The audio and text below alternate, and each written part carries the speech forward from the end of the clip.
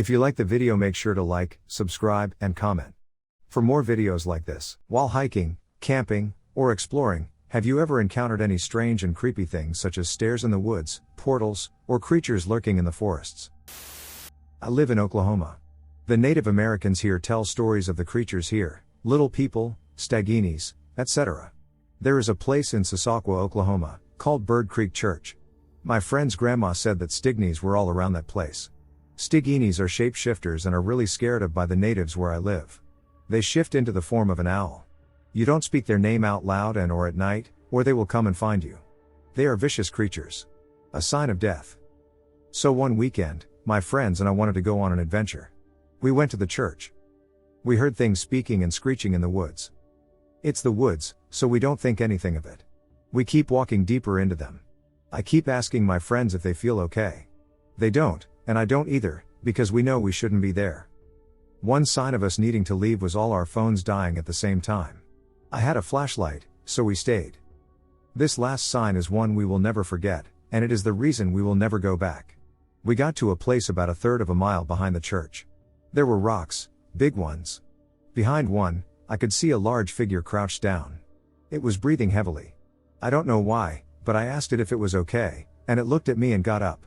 That thing was 8 feet tall, it had wings and a huge open mouth. It started chasing us. We bolted all the way back to the car. We got back to the car, and it was gone, but my friend's back was hurting. We didn't check until we got home. He had teeth marks on his back. We told his grandma about what happened. She scolded us for going, and she told us all to put blessed tobacco under our beds and around the outside of our houses. That was to keep them out. The people in Oklahoma can be scary, but always watch out for the woods. Things tend to lead you there. My sister and I were sleeping in bunk beds at my parents' cabin on Lake Superior when we were in our early 20s. There wasn't anyone out there except us, as it was late in the fall and pretty cold. It's remote, so it's always pitch black. At around 1 a.m., my sister and I both woke up because we could hear someone playing the flute right outside our window. Down a half-mile long driveway. In the middle of the woods. We were silent for about 30 seconds, and then we both started asking each other if we were hearing the music. It stopped suddenly after about 30 more seconds, and we looked around through the windows and didn't see anyone or anything. I was just hiking with my boyfriend at night and got chased by a short thing. We were in the middle of the woods when we heard footsteps, and my boyfriend heard a voice. He immediately told me to run, and when he looked behind us, he saw a figure with a white face and long, dark arms following us. When I say we ran, we've been trying to research what it could have been, but nothing really comes up. Has anybody had a similar experience? Or any idea what it could be?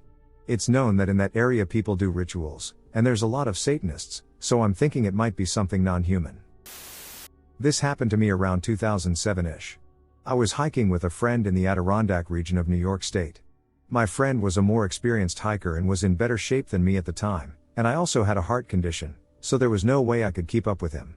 We were coming down from one of the mountain ranges, I think it was Santanoni Peak, and it was about a 6-mile hike back to the car. Of course, I couldn't keep up with the expert hiker, and he was kind of a D-uck and would be so far ahead of me I couldn't even see him. So I'm walking by myself. Totally exhausted, and I start hearing these extra footsteps keeping pace with me. I figured it was another hiker coming up behind me, but every time I turned around, there was no one there. I'd stop, and the extra footsteps would stop a second later. I'd start going again, and they'd resume. This went on for quite a while. And I kept feeling like I was being watched or stalled. I just kept going, keeping my wits about me and kind of beatboxing to myself to motivate myself to keep going. Eventually, I made it to the car, and that was the end of it. I wonder if this is how people disappear in the woods. Maybe if I had pretended the footsteps weren't there, I wouldn't be here now. So this afternoon I decided to go on a bit of a hike to clear my head over some personal stuff that's been going on in my life.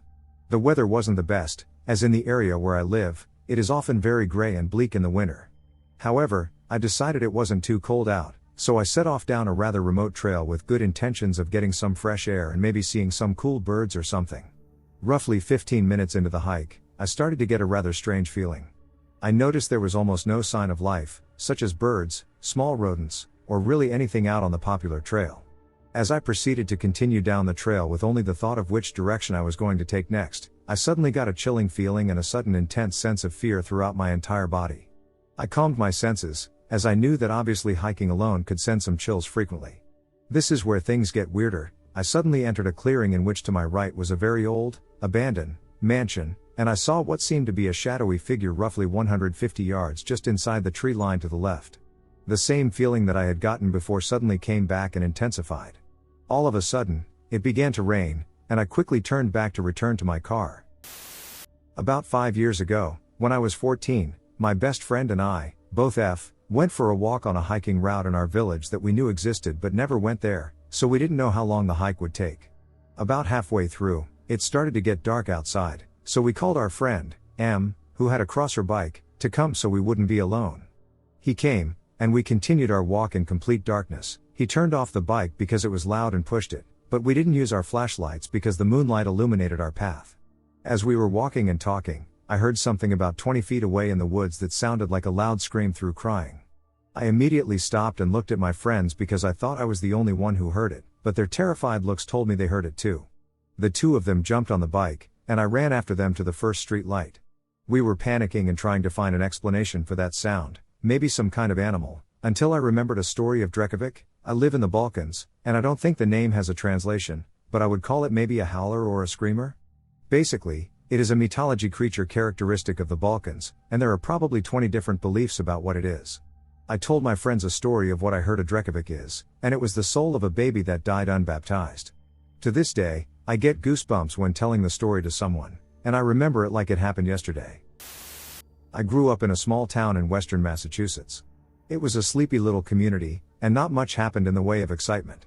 But this weekend, we were going camping. It was Memorial Day weekend, and I had just turned 11. We got to the campground and got set up. We were mainly by ourselves, and we only saw a few other families along the trail on the way to our campsite. It was peaceful, and after a long day of setting up and getting situated, I was ready to crash out in my tent. Help me! Help me! Run, oh God, help me! I woke up like an alarm had gone off. I could hear this woman screaming at the top of her lungs. She came running into our campsite and was utterly hysterical with fear. My parents approached her to ask if she was hurt and offered her help, but she pushed past and kept running, all the while screaming and sobbing. We followed her to the ranger station, as did a few other people from nearby campsites. She woke up the entire campground with her screaming. I remember the police showing up and all the flashing blue and red lights. 2 officers were standing around her as the paramedics wrapped her in a blanket. She kept saying the same thing over and over again. It was a werewolf. I saw it. It was a werewolf. Oh God. Oh God. I remember the paramedics loading her up in the ambulance and driving away. A few more cop cars showed up, and the police began searching through the woods. My dad told me to go back to my tent and go to sleep. I don't know what else happened after that. Sometimes I still talk about that night with my parents. We all remember it. It still gives us goosebumps. I don't know what that girl saw in the woods that night. The Argentinian family says they were camping in Puerto Coig when an unidentified noise caught their attention. It was about midnight on Monday, October 16th. We heard a continuous soft noise. It lasted for about an hour, said the father of 3. My kids, who are into astronomy, study in Buenos Aires, so we figured we'd go and camp in a quiet area and observe the stars. An hour later, he adds, an electric blue light illuminated the western sky. It felt as though someone was lighting up the sky. We decided to go and check out the valley, thinking it could be coming from an oil field. The Argentinian man explains that as they reached the valley, a gray and big helicopter was flying over the blue light. The helicopter didn't have any lights on, but the blue light under it kept it visible. It was noiseless. The actual noise was coming from the valley. Suddenly, a humanoid figure reportedly came out of the valley and began walking toward the family. It was very tall. We initially thought it was human, but then we used the binoculars and realized it didn't have hands, not feet. It was hovering over the ground. The man described the entity as having a long and thin neck, and it had an object wrapped around it, like a dark collar with a spinning light. When this thing put its arms up, we began running like crazy, trying to reach the camping area. As soon as we arrived, we clumsily got everything in our backpacks, got in the van, and left at a high speed. In 1987, when I was 10 years old, we moved into a new house and a new neighborhood. My future best friend, I'll call him Andrew, invited me up to spend the night on a Friday after school. It was right about the 1st of December or so, and a light snow had fallen. Well, this other kid we were friends with lived on the same street as me and was there as well. We played Nintendo and shot basketball for a while, then we started getting bored. Andrew asked me if I wanted to go to the pit. I said, "What's that?" He said to follow me. So we walked up through his backyard, and there was this huge abandoned rock quarry, and where we stood, it dropped about 50 down to this plateau area. There was also a cave that was covered up by large boulders and stuff right under our feet.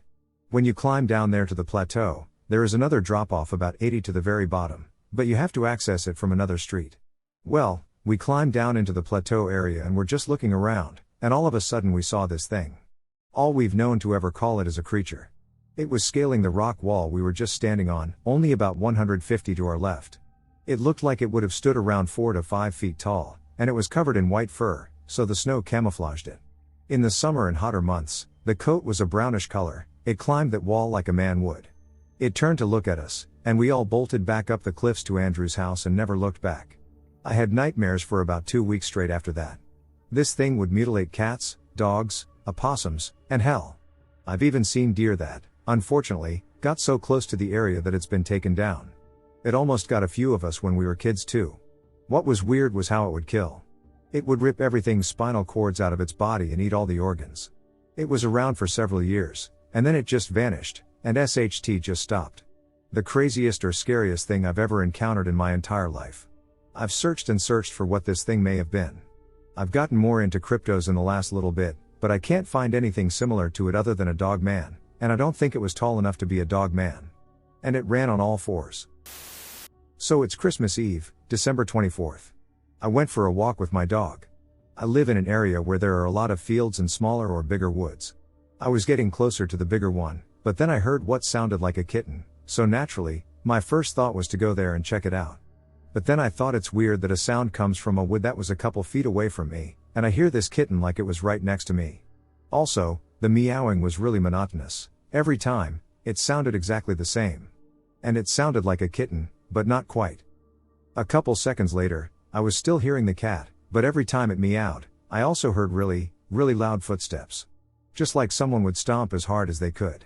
And after that, I knew that the sounds of both stomping and kittens came from this wood. What's even weirder is that the second I decided to turn around and leave this place, all voices suddenly stopped. The cat, the stomping, gone. Also, I think even if it sounded almost like a real cat, it wasn't a cat. If my dog heard a cat, she would be overjoyed and want to go to that place, and in this case, she was just standing there, looking towards the source of noise.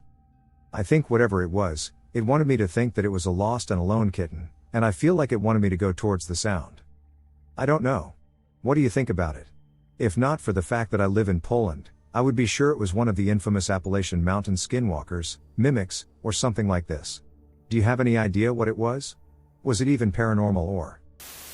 I was hiking with my dad on the west coast of Vancouver Island, which is usually when bears are fatting up for hibernation and most likely to be aggressive, and since we were a couple days walk from either trailhead and medical attention, we were on high alert. It had rained constantly, and we had only seen a single other hiker the whole time. He was traveling in the opposite direction as we were, and we had camped beside him 2 nights prior. So for the whole trip, the only tracks that we saw that looked remotely fresh were a single set of hiking boots coming towards us, left by a pleasant and solitary German tourist, and we only saw them in places with extensive overhead cover. We were approaching a blackberry patch between ridges that hugged a small creek and smelled what we thought was a particularly stinky bear, and since the blackberries were on both sides of the trail with only about 3 meters between them, we had our heads on a swivel. There were no overhanging trees, as this particular berry patch was dozens of meters across and 2 or more meters high. My dad told me to hurry through as quick as we could and made a comment about how smart it was that we were wearing bear bells and how dangerous it is to startle a feeding bear. He was a couple meters ahead of me when I looked down and saw a footprint. It looked like an unchewed human footprint, except that it was 2 inches wider and at least 2 inches longer than mine, and I am 14 feet. It also had dermal ridges and only had a couple raindrops in it, so whatever made it had stepped there literally moments before. The scariest thing about it was that there were no other prints, so whatever had made that track had stepped out of the eastern side of the berry patch across the trail, 3 meters, and into the western patch in a single step. I was so startled that I looked around as much as I could before my dad lovingly told me to hurry the duck up. And that was the only track there that wasn't now a small puddle, so before you discount it as a double-stepping bear paw print, where a bear's back paw steps into the print of its front paw, there is no way a black bear could have crossed the 3-meter distance without leaving more prints. Say what you want about bears, they are not at all graceful. There are also no grizzly bears on the island, and a cougar wouldn't have left a print that looked anything like that, even if it stepped in its own track. It also couldn't have been a hoax because a person couldn't just stand in the berry patch with a pole with a footprint on it, as they would be interacting with bears on a dangerously consistent basis.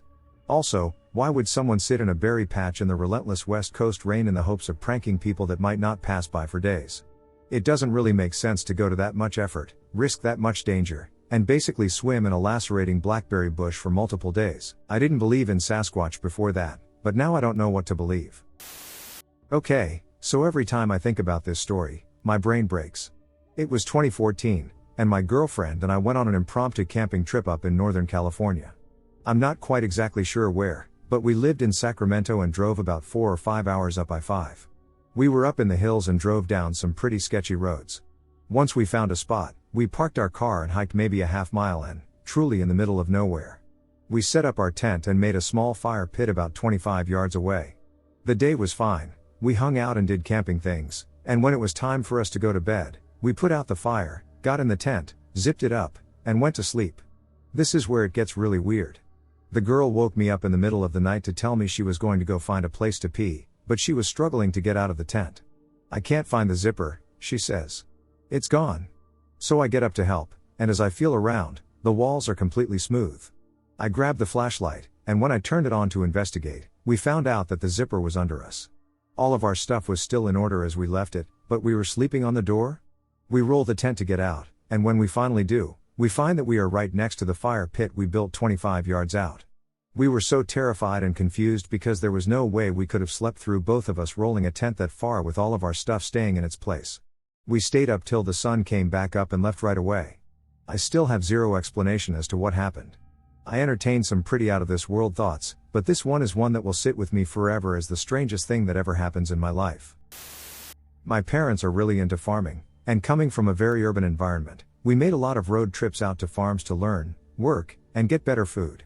On a trip back up from one of the southernmost states, we passed through West Virginia and stopped for the night at a friend's farm. I think we had met these people once or twice before, and their land was very scenic. A beautiful house on a hill with fields on one side and surrounded by a forest on the other, and lots of hammocks and fire pits. It was a very nice, very relaxing place, and the couple who owned it had kids about my age, 8 to 12-year-olds, that I shyly played with for quite a while until they left to do their own thing for a bit. I was happily alternating between reading a book and trying all the hammocks, but as it got darker, I got more drowsy, more quickly, than normal. I finally decided to stick to a nice hammock that was fairly close to the forest and read. At some point, I stopped being able to pay attention to the book, so I put that down and just enjoyed the breeze, the sway of the hammock, and the silence. Looking back, that silence was eerie. The forest had plenty of life and frogs and such, and the other kids were still playing, and the adults were talking nearby. It should not have been so noiseless. Then it started, softly but gaining volume, the noise that trees make when a strong breeze blows through them, despite the windless night. Then, the sound of rain was introduced, not hard rain but the soft noise it makes when it's just starting to sprinkle. Again, it was rainless that night, and the sound started from nothing and gained loudness and a depth I have never heard since. After the wind and rain, the soft calls of birds that I know for sure are not native to America. Then there was an orchestra of frogs and strange drums. And finally, strange music on an instrument I do not know. The noise grew and became almost painful, but it was also inviting. I wanted to sing in this strange cocoon. I wanted to sing so badly. At the time, I was very self-conscious, especially about my voice. I barely even spoke most of the time, but it was so tempting to sing. I didn't sing. I felt entranced, but I didn't sing. The music kept getting louder and more dissonant, as if it were angry at my refusal. I don't know what triggered me to do so, but I finally left, feeling entranced but very confused. As soon as I turned my back to the forest, it all stopped. It went silent for a moment, then all the normal noise of the night returned. My parents had just noticed that I wasn't around and were just about to go look for me. They weren't worried. I was a loner kid who liked climbing trees and reading there, but they said they hadn't seen me for about an hour, and it was getting late. And it was late, very dark. It had been about 20 minutes until sunset when I put down my book. I didn't tell my parents, I just said I had gotten caught up in a book, but I thought it was really strange that they couldn't see me. I was in a hammock within throwing distance of their fire pit. Later, I went on a night walk and talked to one of the girls about the weirdly euphoric, inviting music. She went white and told me that if I had sung, I would have been taken by the forest. I don't know if she was joking or not, but from her reaction, I have reason to believe she is or was not. That finally let the weirdness sink in, and I got a bit freaked out. For the rest of our stay, I felt watched anytime I was near the forest, or anytime I could even see it. My family left the next day at mid-morning, taking a road along the forest, and I remember still feeling watched for 20 minutes of the drive while we left that place. I haven't been back since. I have no reasonable explanation of this event. Strange water creatures, Colorado mountain lake/spring, 1980s. My dad often tells me this story of when he lived in Colorado in the early 80s. He said he can't remember where exactly, but he hiked up to a mountain lake or spring and was fishing as night fell. He said he was drinking slightly but was not wasted or drunk. Buzzed at most. But he said he was fishing and saw his eyes light up and rush towards him from the middle of the lake. As soon as he saw the glowing eyes rushing towards him, he ran out of there and left everything. Still wonders what this day was about. He said the lake was very, very deep, though. When I arrive at the destination I was planning to hike, now being a pagan, I usually always ask for permission and bring offerings whenever I'm going into the woods. I'll bring flowers, honeycomb, raw nuts, dried figs, apples, loose tobacco, etc. So, I ask to enter, and I also ask where I should bring the offerings. I'm led down a path that I wasn't originally planning to go down, but it's the one that feels right.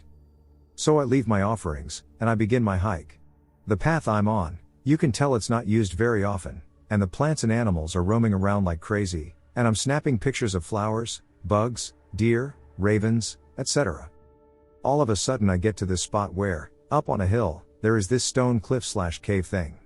My instincts say don't go up there and stay on the path.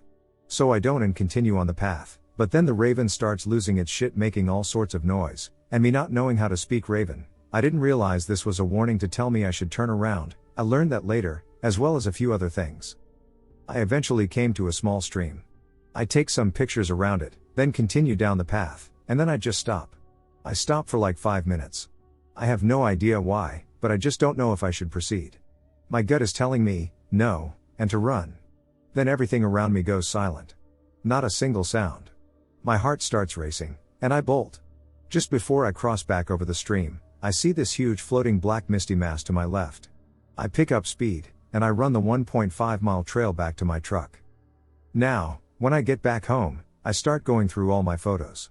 I get to the stream photos, and no SHT, there is a set of glowing eyes staring me down from inside a small bush. It's broad daylight, and I wasn't using a flash, so there is no way it could be something else. I even zoomed in to check if it was a reflection from the water. Nope. The angle was wrong. They were eyes. When I was talking to my former mentor about this stuff, she told me she always brings a weapon when she goes into the woods. I usually have a knife, first aid kit, snacks, and water, but after that and talking to her, I now bring my gun too. I also make sure I listen to the woods, bugs, and animals, or lack thereof, to know if it's okay to proceed or stop. Me and 2 friends decided to go camping in southern New York, up on redacted mountain. There was a dirt road that ran right down the mountain, and then off of it were a lot of smaller off-road tracks that had some good camping spots. I don't know if you're really supposed to be camping there or not, but there's a lot of fire pits, so people do it anyway. Anyway, we set up our tent and get a fire going, have a couple beers, and are witching about our women, and the sun goes down. We all looked at each other because the woods got really quiet. You couldn't even hear crickets. Everything just went dead quiet. It felt like there was a lightning storm coming because you could feel the static in the air, and all the hair on the back of my neck stood up. Jamie started saying that he felt like the air was humming, and then all of a sudden there was a real deep bass noise and this bright light in the distance that flashed up and lit up the whole woods. It looked like the light when a real big firework explodes for the first few seconds, but it lasted for probably a minute before it split up into 3 or 4 other lights and shot back down into the trees. We could see all the lights glowing out in the woods, and then there was a big gust of wind, and it was gone. Everything smelled like it had just rained, but it never did. We didn't know what to do but figured we would just wait it out, but nothing happened. We thought maybe it could have been a meteor or something, so we left it alone and went back to witching about our women. At about 2 in the morning, we decided to turn in, so Jamie and I went to go sleep in the tent, but Dan said he was going to sleep by the fire. An hour later, I wake up because Dan is in the tent shaking us, saying that there is something big watching the camp. He said it was about 50 feet from the fire, and he thought that it might be a bear, but that it was standing on 2 legs and bobbing back and forth like it was trying to get a better look at him. While he was talking, we heard a loud scream. I've never heard anything like it before, as long as I've been alive. It sounded like a pig being slaughtered, but it was deeper and so loud that it made your ears ring. The next thing I remember was hearing 3 or 4 more things come running toward the campsite, and the embers from the fire kick up and land on the tent. The things, or creatures, or whatever they were, kept running up to the tent, grunting, and running back into the woods. Every once in a while, one of them would scream again and pull on one of the tent poles, dragging the whole tent a foot or two. The tent was collapsing on one side, and we didn't know what else to do, so we just started screaming as loud as we could. It only took a minute, and then everything was quiet again, so we made a run for the truck as fast as we could and hit the gas. When we were leaving, we saw one of those duckers in the headlights standing in the road. I told Jamie to gun it, and the thing straightened up and puffed up its chest. It must have been 8 feet tall. Had dark gray hair all over its body except the front. That hair was white or yellow around the chest. Its face looked kind of like that of a dog, but not really. I know what Bigfoot looks like, and this was way different. It didn't even move when we drove at it. We had to swerve around it, or we would have run right over it. We drove back down the mountain to the highway and parked the truck in a gas company parking lot. We were going to go tell the cops what happened, but we didn't know if we were camping somewhere we shouldn't be, and we had been drinking all night and couldn't afford a DUI, so we just waited for the sun to come up and sobbed up. When we drove back up to get our stuff, there wasn't anything there. Everything was gone. No tent, no cooler, nothing. We told some of our friends what happened, and they wouldn't believe us since we'd been drinking, so we just decided to forget about it. I don't know if it had anything to do with the lights we saw, but it was the weirdest damn thing any of us had ever experienced. That was no bear. I have always been scared of the forest near my home. There was something about it that just made me nervous. Before my family moved there, the property had a lot of mounds that later caused some weird curses when they were flattened to make the land suitable for the house.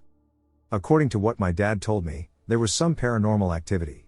There was a deer that would just stand there doing nothing, and the dog would go crazy once in a while. The dog was killed, and it was gruesome. It was too gruesome for me to type.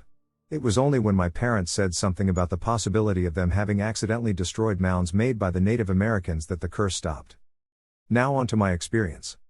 That day, I was abnormally happy. I hate singing, but for some reason I was singing. It was probably near afternoon. It was bright out, so not too late in the day. I was singing kind of near the edge of the forest. I was alone, but I was playing on my 3DS. Probably Digimon World DS, but I don't remember. So as I was singing, I noticed that a squirrel had stopped to stare at me with a rather perplexed look on my face. It made me think of those real-life Disney princess pictures I had seen online recently. I had no idea as to why, but seeing the squirrel seem to like my song gave me confidence to go deep into the forest. I was alone. That's already a big nope right there. I continued singing as I walked deeper into the forest. I walked very far. It was far enough that nobody would hear me if I screamed, and when I screamed at full volume, the windows rattled. That was very, very far. For some reason, I wasn't scared, and I'm normally terrified of being alone. All of a sudden, I started to hear something strange. I stopped singing and listened for a good 30 seconds or so to what sounded like whale noises and grunting. I felt very uneasy. The sound was coming from all directions, and I could feel the gaze of something sinister. It felt like something was watching me. I stayed for as long as my curiosity would let me, but then a combination of fear and dread swept over me, and I had the energy to run as long as it took to get home without stopping. It was so far that I sounded like a dying horse when I reached the house. My twin sister had been looking for me for about an hour. I told my parents when I went into the house. My skeptical mom did not take me seriously at all. My conspiracy theorist dad immediately suspected a Sasquatch. I was not on drugs. I have been taught the dangers of drugs since childhood. I am not making any of this up. A part of me wishes I had stayed to find out what it was. I wouldn't really have cared if it killed me. I'm very into paranormal things. To me, it would have been awesome if the last face I saw was a scary something or other. My dad told me this story several times in the context of a weird, cool event that happened to him when he was 10 in the late 1970s, as if he were time traveling. As I got older, though, this story started to really terrify me, especially since I used to go into these same woods often to play growing up. His story starts off with him doing the normal thing he does sometimes, as a 10-year-old boy might do, going up to the family forest to play on the outskirts. Mind you, this entire area spans over 65 acres that we own, but overall, it spans miles. He said it was a normal day and nothing was out of the ordinary, until he got about halfway through the field towards the woods. He looked into the entryway of the woods and heard multiple men's voices coming from inside. My grandfather used to be a farmer, so my dad thought that it may have been him doing something with his uncles. Being curious as kids are, he runs over to the woods to investigate. There, he walks into the woods until he comes across an entire logging crew clearing the trees. He said it was nothing like he had ever seen before, as the men working were completely ignoring him and doing their work as if he were invisible. The other strange thing was the fact that all the logging trucks and the clothing the men were wearing looked extremely outdated. Now that he thinks back to it, he says it was at least 30 years or more behind. He starts walking through the area and trying to ask the men where they came from and who they were. One man finally notices my dad, squats down to him, and says, "What are you doing here, kid? You need to go back home." My dad, very confused, agrees to follow the man back to the edge of the woods. They wave goodbye, and my dad starts walking back home. He says all he can remember after that is starting to walk back, but waking up on a small, inclined area in the woods. The sun was now setting. He had been gone for nearly 2 hours, according to his mom, and she had been yelling and calling for him for hours to get back inside before dark, and she was getting really worried, as he only normally stayed gone, playing up there for only about an hour. The weird thing was, he said, that it only felt like he was gone for about 15 minutes. He also never took naps or fell asleep outside like that, and it's never happened since.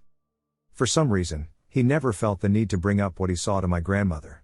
I still don't understand why he never did, and to this day, he doesn't really know why he didn't either. He said that when he got home, it was like he couldn't really speak at all, and he was incredibly drained. As the next few days went by, he told himself that it was probably real and that his dad probably hired people to clear out the woods for lumber sales. He said things got really weird when he went back the following week, and it was as if the men were never there at all. The trees weren't cut, no tire marks, nothing. He still didn't bring it up with his folks for some unknown reason. Years later, as an adult in his 30s, he sat down with my grandfather one day over lunch, and somehow, getting on the topic, my dad wanted to ask him a few questions. By this point, my dad was convinced he either had a very weird dream and really did pass out, or he had traveled back in time. To be honest, up to this point, he really did think of it as a possible strange dream, until my grandfather answered a few of his questions. He asked my grandfather questions about the property itself, including how many times it had been logged, among other things involving logging. He said the biggest thing that stuck out was that my grandfather told him that about 30 or 40 years before my dad was born, his family had hired a logging company to come clear the area to sell lumber. There was nothing super eventful about it, but it matched the time period of everything he saw perfectly. Thinking back to my own childhood, there were so many times that I went exploring by myself or with my dogs in those same woods. The strangest thing I think that ever happened to me was that I would occasionally hear men yelling construction talk, but I always just thought it was our neighbors on the outskirts of the forest. It sort of sends a chill up my spine thinking about it now. I also found barbed wire fences meshed into the trees, horseshoes, and old tools from where it used to be farmland, as well as interestingly shaped natural streams. There are tons of natural cave systems on our property as well, and I've managed to find one where one of the streams flows underground. It's a really cool forest and quite beautiful, but there are some really creepy areas that are just completely empty of any plant life, including weeds, even though they've been untouched for decades. The Bennington Triangle disappearances. The Bennington Triangle is located in southern Vermont, near a group of old towns, Bennington, Woodford, Somerset, and Shaftesbury. These townships were once thriving logging communities. Now they are nearly abandoned due to a decline in logging starting at the end of the 19th century. From 1945 to 1950, 5 to 10 people went missing in the Bennington Triangle, involving strange and difficult to explain circumstances. There is no evidence of an additional 5 missing people, so we are only going to focus on the first 5 instances. Mitty Rivers. Mitty Rivers was a 75-year-old mountain guide in the Bennington Triangle area. He was familiar with the forest and had extensive experience as a woodsman. On November 12, 1945, Rivers led a small group of hunters along Long Trail Road back to their camp. He got ahead of the others and disappeared. Police and volunteers searched the area for signs of the missing man, but the only thing left of him was a rifle cartridge in a creek near the trail. His body was never discovered, and no other evidence has been brought forward regarding the Rivers disappearance. So, what could have caused Mitty Rivers' disappearance? Rivers was 75 years old at the time he went missing.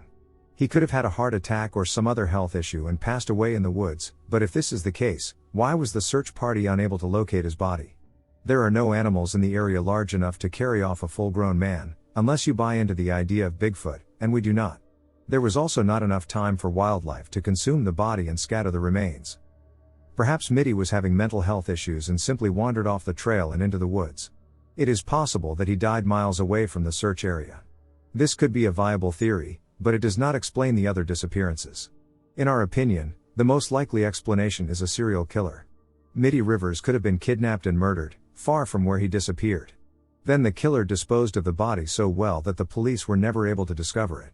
We are not going to go into supernatural possibilities because we do not put our beliefs into such things. Paula Weldon. Paula Weldon was a sophomore at Bennington College. On December 1, 1946, Weldon decided to take a walk in the woods around 3 p.m. She put on a red coat with a fur collar, jeans, and tennis shoes. Temperatures in Bennington, Vermont, in December average around 22 to 38 degrees, so she wasn't dressed as well as she should be for a long walk. A motorist claimed to have picked her up and dropped her off at a popular hiking spot, the Long Trail. A couple stated they walked behind Weldon on the trail, but she got out in front of them, and she was never seen again. Once again, searches were mounted, but police never discovered her body and did not find any evidence of her in the woods. Some speculate that she ran off with a boyfriend or became a recluse in the wilderness. This is a possibility, but most do not buy into this theory. With the many other disappearances around this time, we don't either. It is possible that Weldon wandered off the trail and got lost. She may have pushed further into the woods and ended up passing away from hypothermia in the woods. Her body could have gone undiscovered long enough for animals to consume most of it. Once again, this is a possibility, but it does not tie in with the rest of the disappearances. I live in a small village in Finland. As a Finn, I am used to moving in the woods and wilderness. I never get totally lost, etc. I hunt, hike, trail run, and go fishing, regular country stuff. I have lived in this location for about 5 years. It's a small neighborhood, surrounded by the forest. There is a path or area where I get goosebumps and feel uneasy. Sometimes I feel like I am being followed or observed. I once saw a shining black column with red dots in that area. I got quite scared and ran to my home. This has happened a couple of times when I have gone through that area or via that path, and I see the nearby barn, but I can't reach it. That way and path are wrong, and I feel like a loop or something. My dog seems to be confused too, thinking that we are walking but not getting anywhere. After some time, 5 to 15 minutes, we start to reach the end of the forest. In Finnish folklore, there is a phenomenon called metsenpeito, forest cover. But this is not exactly the same, because I know or believe I know where I am. My husband and I have always loved to go camping. We live in California and set aside 2 weeks every summer for a camping trip where we can get away and disconnect from the real world. Normally, we hit Death Valley for some backcountry adventures for a few days, then head up into the mountains for some fishing. On the way home, we usually stop for one last hurrah in the Eastern Sierra. On this particular trip, my husband, myself, and our German Shepherd, Ginger, were on the trip. We ended up finding a lake to swim in for the day, and when we got tired, we decided to find a spot to camp. We were both pretty familiar with that area and knew that there was a free campground about 12 miles up the mountain. I never liked that specific campground because it gets pretty cold at night at that elevation, even in the summer, but whatever, it was free and we had plenty of firewood. When we pulled into the campground, there was only one tent pitched, but we didn't see any people at all. In fact, for the whole evening, there was not another person in sight. I love it when a campground is empty, and this was a pretty primitive and remote area, so it was rare to even see people driving past. After we got set up, the beer was flowing very freely. We were pretty trashed, hung out for a bit, cooked dinner over the campfire, and hit the sack. My husband, dog, and I were all sound asleep when we were awakened by an ungodly scream in the middle of the night. One of us grabbed the phone to see what time it was, and then my husband grabbed his gun, told me to stay there, and we went out to see what was going on. Of course I wanted to peek out, and there was one guy standing right in front of the other tent that was set up across the stream, looking at the sky and just screaming. It was this loud, horrific scream, and it was just terrifying. Normally, something like that would prompt a call to the police, but due to being so remote, the cell signal was non-existent. My husband didn't want to go over there for obvious reasons, so he came back in the tent, and I don't think any of us slept a wink for the rest of the night. The next morning, we packed up and left as soon as we could. That same tent was still there, but again, no one was in sight. We actually drove past there a couple of days later, out of curiosity, and the tent was still pitched in the same spot. Still no other campers either. This was about 10 years ago, and we visit the area frequently since we now have a cabin about 20 miles from the campground. When we take a drive up the mountain and past that campground, the scream is always the first thing we talk about. I always wonder what was going on with that guy and why he was freaking out like that. This story took place in Thermopolis, Wyoming. At the beginning of June 23, my girlfriend and I were staying there on a week-long vacation. One night after dinner, we went on a walk by the river in Hot Springs State Park. Across the river and up the bank, a road goes past T Hill. It is named for the letter T made of white rock on its side to represent Thermopolis. The year before, I hiked up this hill. A small portion of the trail is visible from the road, and you can see bits and pieces of it continuing upward if you look close. I'm very familiar with it, as it took me an hour or so to reach the top. And I have visited Thermopolis and the park many times. Back to the night, we decided to walk. The sun had just set. Some rain was falling, and a storm had passed through an hour or so beforehand. As we admired the river, I noticed a bright white-blue light on T Hill. This light was on the established trail, moving up. I pointed this light out to my girlfriend. I said it was not a flashlight, as the light was not a beam, more like a ball. We both wondered if someone were going on a night hike up a steep, demanding trail in the rain, but decided this probably wasn't the case.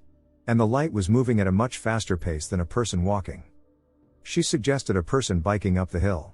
That was the only logical explanation as far as I could tell, so we stood there and waited to see this person either go around the switchback to continue up the hill or turn back to come down.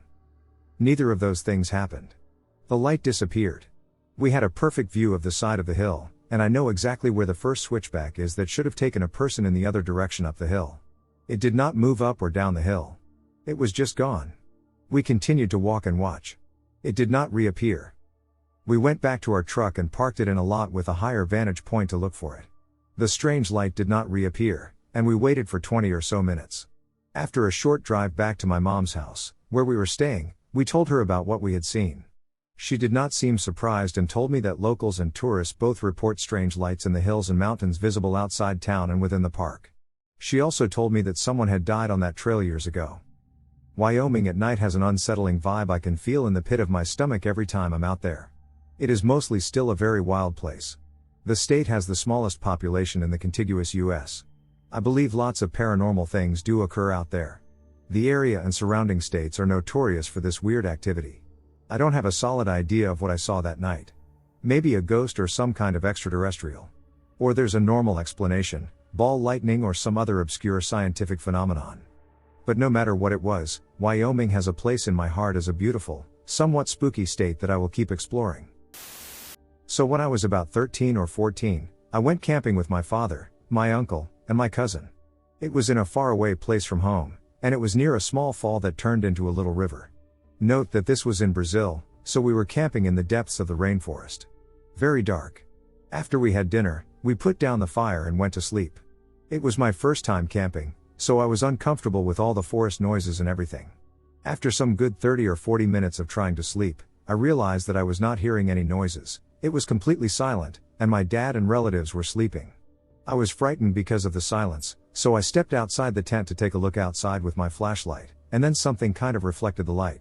I was so scared that I went inside the tent again to find my dad and my relatives all waking up and asking me if I saw something.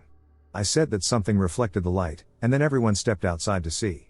When everyone was out, we saw 3 gigantic figures, about 7 inches high, fully covered in white clothes, gloves, and boots, and their faces covered with something that looked like black nets. They had very long arms, to the point of almost reaching the ground, and had a strange blue aura all over them that looked like a fog.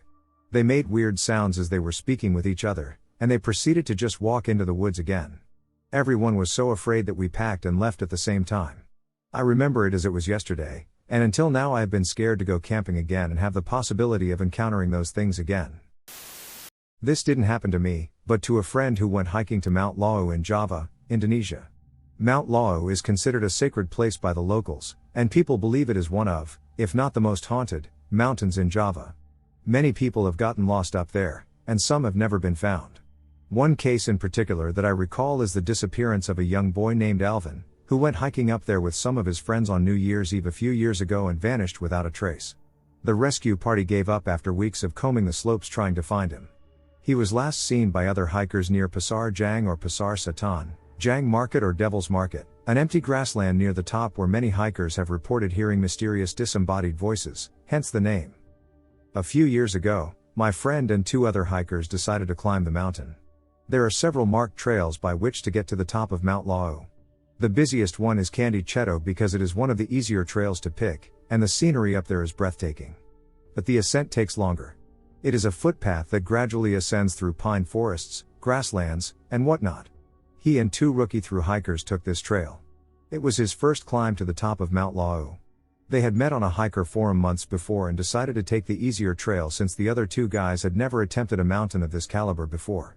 It wasn't one of those busy days when they arrived, and there were only a handful of other hikers around. Anyway, their trip went smoothly at first. Soon, they were joined by two other hikers from a nearby city. But after they broke through the thicket and passed through Pasar Jang, my friend began to feel a little uneasy. And then he noticed something a little off with their hiking group. There were now 6 of them. Someone else had joined them unnoticed. He looked around and stared at his fellow hikers one by one, and nothing seemed out of the ordinary. They all looked familiar to him, which was confusing. He couldn't seem to recognize the odd one out, no matter how many times he counted and scrutinized their faces. And to make it even worse, he seemed to be the only one who had noticed this. He asked himself if he was becoming disoriented due to exhaustion or the cold. He started seeing glimpses of blurry silhouettes moving around them. He wanted to quit. He no longer felt excited about this hike. He didn't feel like he was going to make it another hour. But there was nothing he could do. They were already halfway to the top, and he was sure he would have no choice but to return alone if he decided to turn back. He had lost his bearings. He had no idea where he was or who he was with. When they finally reached the top, he collapsed in a heap. According to his friends, he then became delirious and started to speak of random creepy things, like them being followed by something and someone watching them in the fog. He even told them to just leave him there because he was going to die anyway and to let his parents know how much he missed and loved them.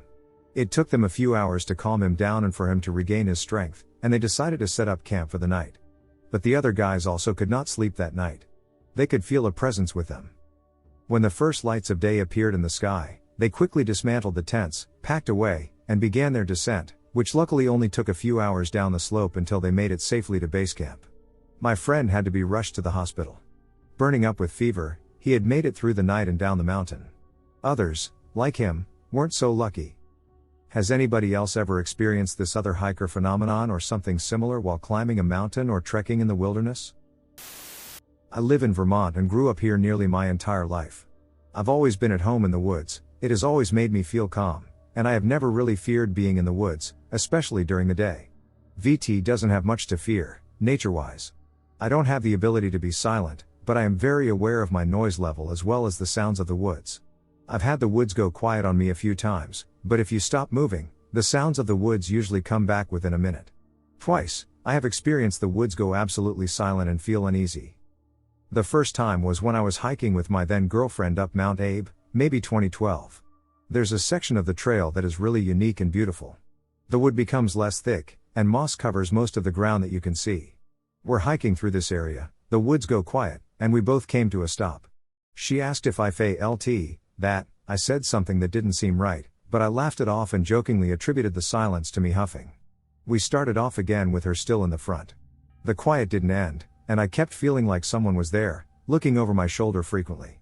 This section of the trail isn't terribly long, maybe a half hour, but time seemed to be as still as the air. We finally got to the intersection of the next trail, and we stopped again. Just up the trail, not 30 feet away, we both saw someone run across the trail and go behind a small dead tree. They poked their heads partially out from behind it and retracted back behind the tree. This tree would have been hard for anyone but a child to hide behind. Without thinking, I walked past her, marched over to the tree, and looked around it. Nothing. The woods woke back up almost immediately. I walked back to her, and we discussed the whole thing. We both felt like this section of the path seemed to take way longer than it should have. We both noticed how uneasy the silence felt, almost like we were not alone. We both saw someone run behind the tree and peer around. We didn't know what to think, so we tried to laugh it off and hook the rest of the way to the peak. We ate, chilled for a bit at the top, and went back the way we came without anything happening. I've hooked through there after that and have never had anything happen again. The second time, fall 2016, I was out behind my apartment, which had a huge area of wood. The nearest road straight back was a little more than 3 miles east. North and south were maybe 10 plus miles of total woods between roads. So I'm out, maybe a mile deep, walking one day. The woods were alive with birds, squirrels, and chipmunks, all getting ready for winter. Instantly, the woods go quiet. I stop to let it wake up, thinking it was me rustling the leaves and down twigs. I hear something slowly walking and stopping somewhere behind me. I look around, nothing, the woods stay quiet. I walk a little further, stop again, and once again something is walking, stopping, but still not visible. I did this a few more times with the same results. I began to get concerned. I cut north to make my way down a ravine and back west. I get out of the ravine and stop once again. The woods are still quiet, and I hear something making its way down and heavy landings in the leaves. I booked it in a very random zigzag way all the way back to my apartment. Again, I went out after and never experienced that again. The state says we don't have cougars or mountain lions. I think I would have known if it was a bear or coyote early on. I hiked the Appalachian Trail, and I had a couple of experiences. First one, I saw a UFO with 3 other people in a field at night. It lit up the whole place for a split second. The second weird thing was a bit more frightening because I was on my own. There's a part of the trail called Mahoosuc Notch. It's famous for being the hardest or most fun mile of the trail, depending on your perspective. Most people camp just before it, so they can hit it fresh in the morning. I did it a little differently because I had arranged to meet my girlfriend in a nearby town who'd flown over from Scotland, so I really wanted to meet her ASAP. Anyway, so as not to waste time, I stopped the day before I got a ride a few miles past Mahoosuc Notch and decided to hike southbound back to the town where I would meet GF. Anyway, I underestimated how long it would take, so by the time I tackled the hard part of the trail, it was already dark.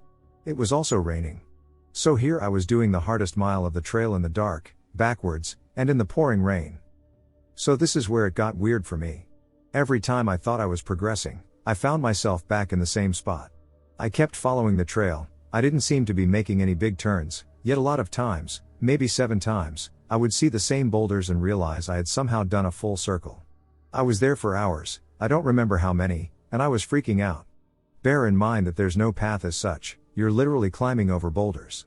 There is no way to pitch a tent in that environment. So I couldn't stop, couldn't stay still because there was nowhere to camp, and couldn't really just lie down in the pouring rain, so I had to just keep walking in this time warp. Eventually, exhausted and exasperated, the path looked different, and I was out of it. I kept walking all through the night to the early morning to meet my girlfriend. I've recently moved to Weed, California, a small town next to Mount Shasta, for work. I'm an avid hiker and love exploring, so naturally, 2 days ago, I decided to go hike the mountain on one of my days off. I am not entirely sure why, but I decided to drive my car very deep into the forest surrounding the base of the mountain, as far as the dirt road would allow me. It was around 3 p.m. with a clear sky, so I was very confident and enjoying the scenery as I got out of my car and started my hike, heading closer to the mountain.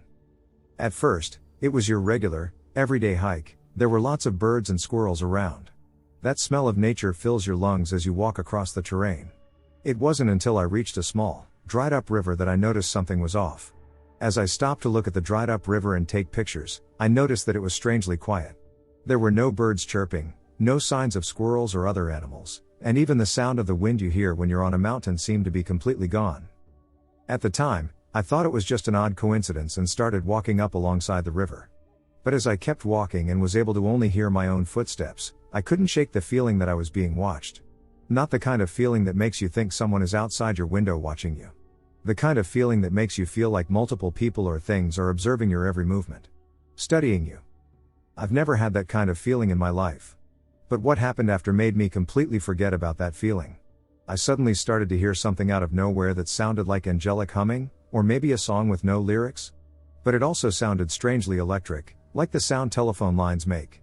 It wasn't very loud, but it was loud enough to make me look in the direction it was coming from. I looked to the other side of the dried-up river, which had multiple trees and other foliage, to see someone or something looking straight at me. It almost looked like a ghost, with it looking completely white. But this thing was very clearly there. It almost looked like it was wearing a robe, but I couldn't see any feet, hands, or even a face.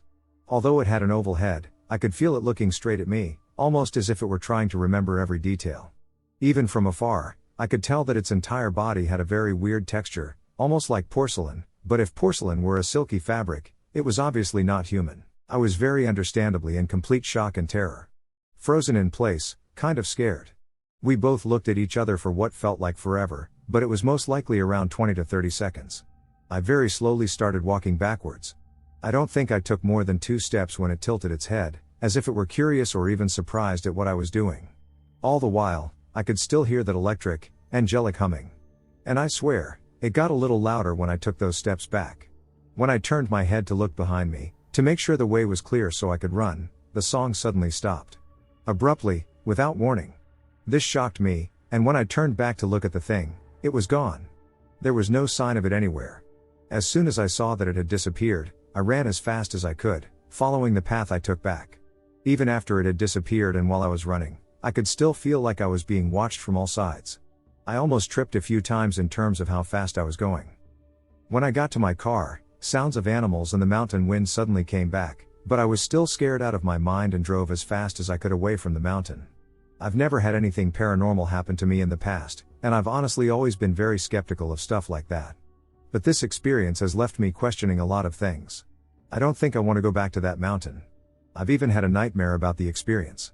I'm not even sure what I saw or what to call it. So this happened quite a few years ago. It happened when I was 15 or 16, and I'm 22 now. My father and I were with a big group of our friends, roughly 50 people, with 35 to 40 adults and 5 to 10 kids, including ourselves. Now we were out in these same woods and in the same camping spot, 10 miles up Skyline Drive from Spanish Fork, for years, camping there once a month. This year, me and my really good friend, we'll call him S. We decided we wanted to go farther out than we had before. And we looked due east and started hiking that way. We brought enough supplies to last us the afternoon and maybe into the evening a little. And as a means of protection, he brought his crossbow and a knife. And I brought a small .22 Ruger and my knife. And we both had our survival backpacks with the basics. First aid, tarp, whistle, etc. and our water bottle, as well as granola, jerky, and bread. So we had been hiking for roughly an hour and a half through the deep woods. Like really thick, dense brush and trees 50 to 60 feet tall. When S in front of me says, "Hey, there is an opening ahead," that was weird to me because I didn't see a clearing from where I was. And I was only an arm's reach away from him. But sure enough, another 30 years later, and we were at the edge of a clearing about 100 feet in diameter. I looked at S and was like, "Dude, this is so dope, it's a perfect circle," and he was like, "What's that?" and pointed to a rock triangle in the middle of the circle. So we walked over to it, and lo and behold, it was a friggin' stone staircase straight outta like the Princess Bride or some she. And naturally, S, who was 12 to 13 at the time, ran up them.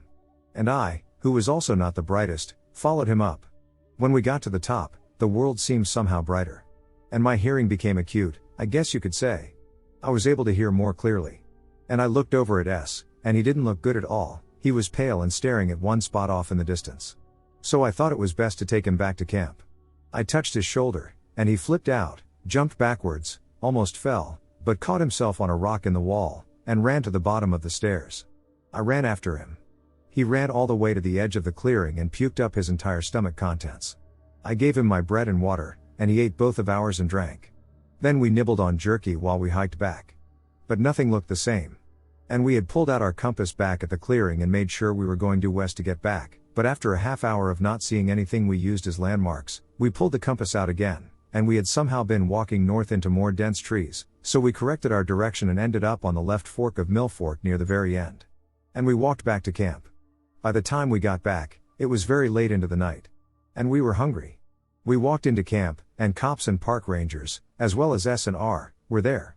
They asked us where we had been, and we told our parents where we were going so they could find us before we left, so we were confused and told them what happened. Our dads both called us liars. They said they took the dogs and walked due east all last night and had only gotten back at noon and wanted to know where we were for the last 48 hours. They said they walked nearly 23 miles due east and didn't find a clearing or us. And I think the absolute worst part of all of it is that S has never been the same. He got super depressed and angry. And his mind went to some dark places.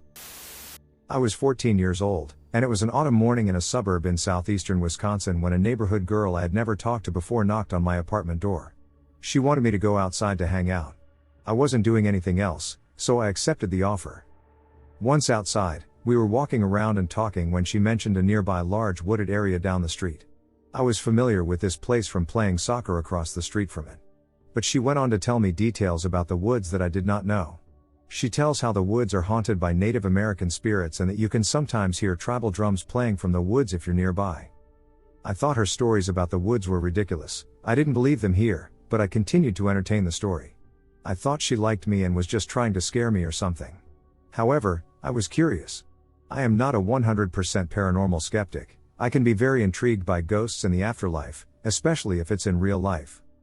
I asked her if we could go to the woods just to check it out. I wanted to see if there was anything that could convince me that her stories were true. The streets were empty, the sidewalks bare. No one outside but us. The wood overgrowth stretched over the sidewalk, and branches were reaching out at us, but the entrance was further ahead, another 100 feet. And that was when we heard it. Deep in the woods to our left, banging drums. It sounded like it was straight out of a Native American dancing event. There were no cymbals, other instruments, or music being played. Just the deep rhythmic pounding of drums. That was when I ran back to my apartment and asked, "What the hell was that?" I thought to myself, my heart pounding. The last thing I expected to experience near those woods was the exact situation she had previously described to me. Banging drums. I tried to explain it to myself but couldn't come up with any answers.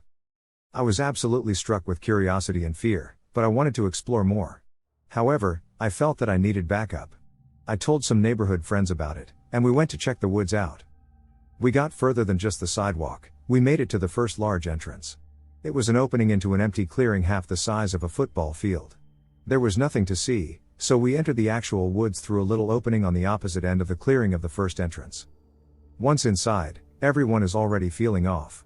There were no drum noises heard this time, but there were no other noises in the woods either. Not even a bird or cricket chirps. It also felt colder than it did outside the woods, which is odd as well. Eventually, after getting deeper into the woods, everyone gives a similar update on their condition. Our heads felt clouded, as if we had had concussions or were in a daze.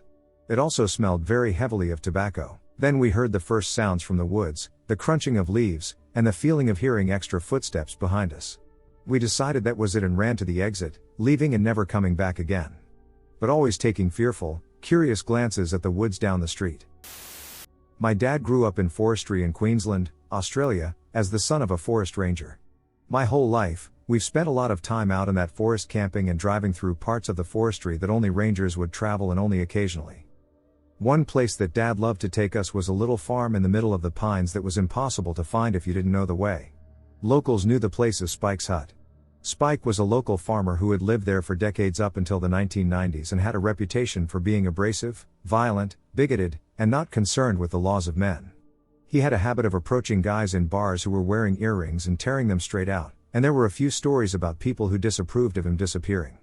Basically, Spike was not a nice guy, and his farm and hut reflected that pretty well. Dad would take us out there every time we visited the forest to camp, and the hut would be more and more dilapidated, but the vibe was always the same, that straight-up feeling of being watched, even though Spike was long gone. As I got older, I became more aware of the signs of life in the place when we went to visit. There would be 44-gallon drums full of smashed beer bottles and fire pits with reasonably fresh coals. Someone was definitely out there, God knows why, since the place was literally a snake pit at that point, but Dad didn't seem concerned. One trip when I was a teenager got strange real quick. My friends and I were all piled into my dad's 4x4, and we were driving through the bush to Spike so Dad could tell his scary Spike stories and freak us out.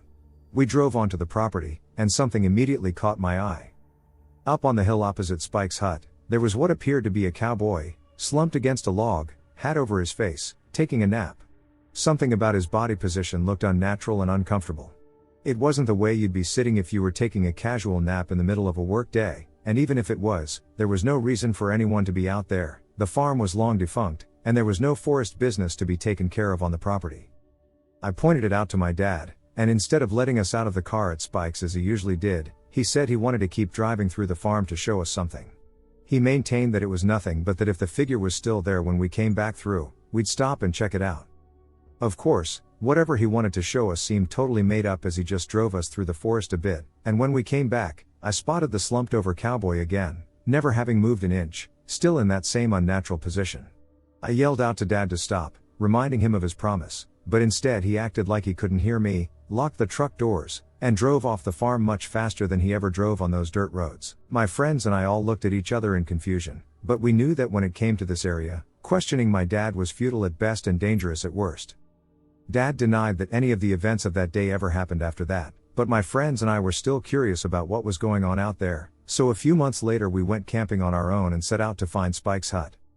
It took hours of driving through the forest to find the gate to Spike's property, but eventually we found it without Dad's help. Something was off once we got there, more so than usual that day.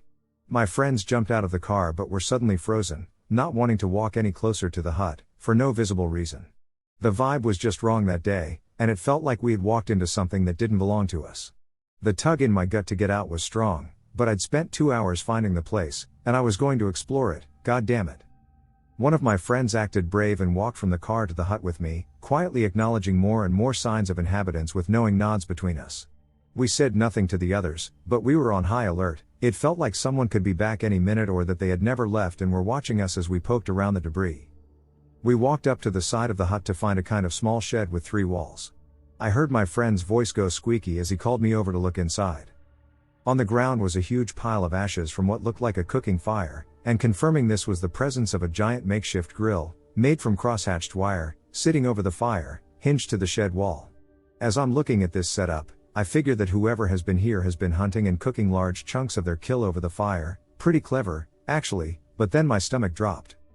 As my eyes traveled down from the grill to the ground, I saw a baby's sock. Tiny, pink, and terribly out of place. Then another, then a shirt, then a ribbon from a child's hair. All sitting right beside the ashes on the ground, next to a women's weekly Christmas cookbook. That's when the alarm bells in my head went off, and I rounded up my friends to GTFO.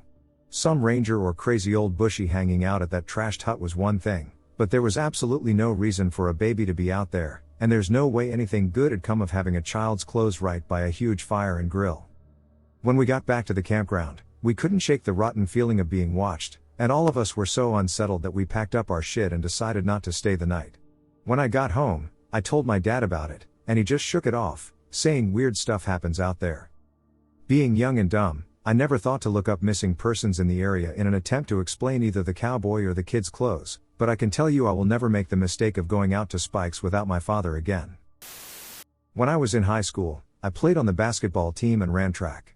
To keep my cardio up, I used to run this 11-kilometer hiking trail that went through the hills right outside of my town. It was a small town, it was safe for the most part, and everybody knew each other. I wouldn't call this trail remote, because at certain points you'd pass a dog park and train tracks, and one stretch of it ran alongside the highway. But some parts were pretty deep in the woods. There was an option to do a 4 kilometers loop inside of this 11 kilometers trail, and people traveled this route much more often. I hardly ever ran into anybody on the longer trailer. I ran this same trail for 3 years, and nothing strange ever happened until this one day.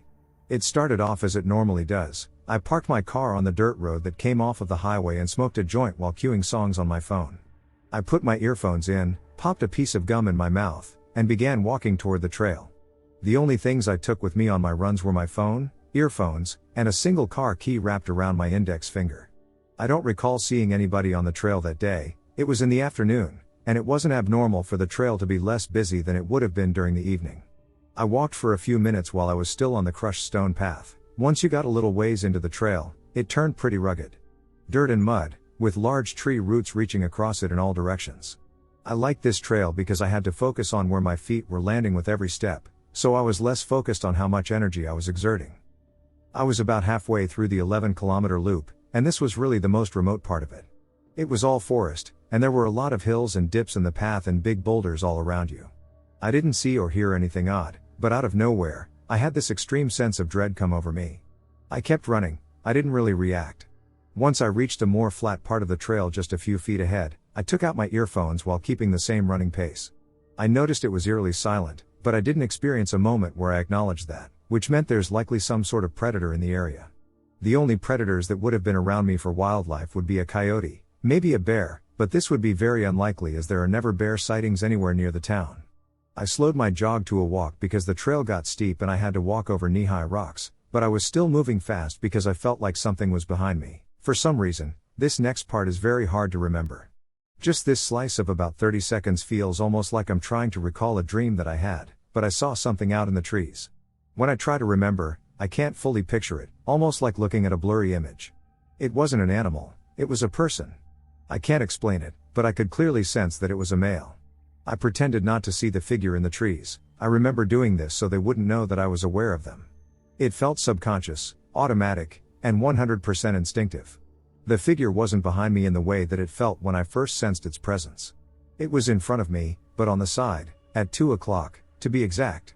It didn't move as I walked by, the person just stood there completely still and watched me pass. Once I got up around the turn, probably 15 feet ahead, I ran so ducking fast it was like my feet were going to detach from my body. I remember how weak my knees felt in this sprint, but adrenaline was carrying me out of there at a speed that was faster than I've ever moved in my life. I didn't hear footsteps, but it felt like they were right behind me. It was as if I would feel two hands reach out and grab me at any moment. Primal fear. I didn't stop running until I was out of the trees and could see my car. This may feel anticlimactic, but nothing happened, and when I looked back after leaving the trees, there was nobody there. My adrenaline was flooding the entire time, but the deep sense of dread left a couple of minutes after it arrived. I just knew I couldn't stop running until I was out. I think somebody was coming after me because they saw a 5-foot-long young girl with long blonde hair running alone in the woods. Maybe they were waiting for somebody to pass by, but I have a gut feeling that they were out there for some other reason, and I happened to walk by at the wrong time. I know it may seem like I just smoked a joint, went into the woods alone, and wigged out. But I'd been smoking weed every day for about 5 years at this point, not proud of how young I was when I started, lol, and I did this every single time before I went for a run on that trail. 4 times a week for 3 years. Nothing like this has ever happened to me before or after this run. Although I did switch trails after 2 or 3 more visits, I didn't feel the sense of dread that I felt that day, but I couldn't shake the feeling that it might happen again. Sometimes I wonder if something would have happened to me if I kept running there. I don't live there anymore, I haven't for a while, and I haven't heard of anything bad happening there. But someone was in the woods that day, and they did not have good intentions when they saw me walk by them standing in the trees. This story still haunts me to this day. I was in the woods exploring one day and came across a random old wind-up clock half buried in the dirt. It was probably from the 50s or 60s. I picked it up to take it home, kind of wondering how a clock got in the middle of the woods. I'm in some deep woods that I have explored often for over 10 years. I'm on my way home and came across a small cave that went into the ground, maybe 8 to 10 feet. I could stand up at the entrance, but it got smaller and smaller as it went down into the ground. I had never seen this before and was so excited that I found something new and cool. I thought I'd leave the clock there, go home, and grab some materials to make the small cave fort, a chair, blankets, etc. I was even thinking of sleeping in it, which terrifies me now that I think about it. I was fearless back then. I make a mental note of the general area the cave is in. I'm familiar with these woods, so I had a good idea of where the general area was. I go home, but it's dark by then. So I decided to go back the next day. The next day I go back to the general spot, and I cannot find the cave or the clock. I spent hours looking, going in circles. I was so confused because it was large and hard to miss, which is why I was surprised to find it in the first place. I looked for that cave for years and never found it or the clock. I could never find the general area I thought it was in. This stands out to me because I vividly remember the cave. My excitement. My decision to make it a fort. Everything is so vivid to this day, and this was 20 years ago now. I never found that or another cave in those woods after 8 years of searching. I was out walking the woods at an ungodly hour of the morning. I believe it was around 1 to 2 in the morning. Last year, I was working at a church youth camp in Wisconsin. The camp was on 2 sides of a highway, and a tunnel under the highway connected the 2 sides of the camp so the campers could more readily access the other side. My then girlfriend and our friend liked to walk the woods at night after we were done with work. The first time we did this, we were scared shitless by a fox barking. The deer in the woods were fairly docile and didn't spook easily. We soon learned to identify the sound of the fox, and we saw it several times. One night, it was just me and my ex-girlfriend walking through the woods. As we rounded a corner in the trail, I noticed movement in the field by the tunnel in gray shapes. I assumed that they were deer and pointed them out to her.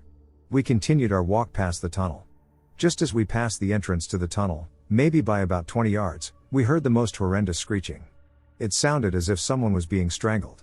It didn't sound at all like the fox, but we shrugged it off. We continued up the road. All of a sudden, I had a weird feeling and turned around to see a tall figure standing in the road. It was dressed in white and all hazy. I wondered if I was a little too tired and was seeing things, so I poked my girlfriend and asked her to take a look behind us. She immediately noticed it, too. Something we both noted was that our eyes kept sliding off the figure. We couldn't keep our vision centered on it. I was thinking this, and she voiced it without me saying anything. I pulled my hunting knife from its sheath, but I somehow knew it wouldn't do anything. Without looking away from the thing, I said, "Let's go, now." We backed away and then started running. We didn't stop until we were back at the cabins. When I got back inside the cabin, the guy in the bunk next to me was still texting his girlfriend. I quickly told him what I had seen. He looked at me and said, "That's why I don't go out at night." I never went back out to those woods at night again, and when I talk about this and even write about it, I still get chills and a nervous feeling. We had no drugs or alcohol, we are both under 21 and we're working at a church camp with strict policies. I'm a wilderness survival instructor and security contractor. A couple days ago, a student of mine and a good friend who I had taken out into the woods before told me his dad just got 150 acres of land in a secluded, mountainous part of my state.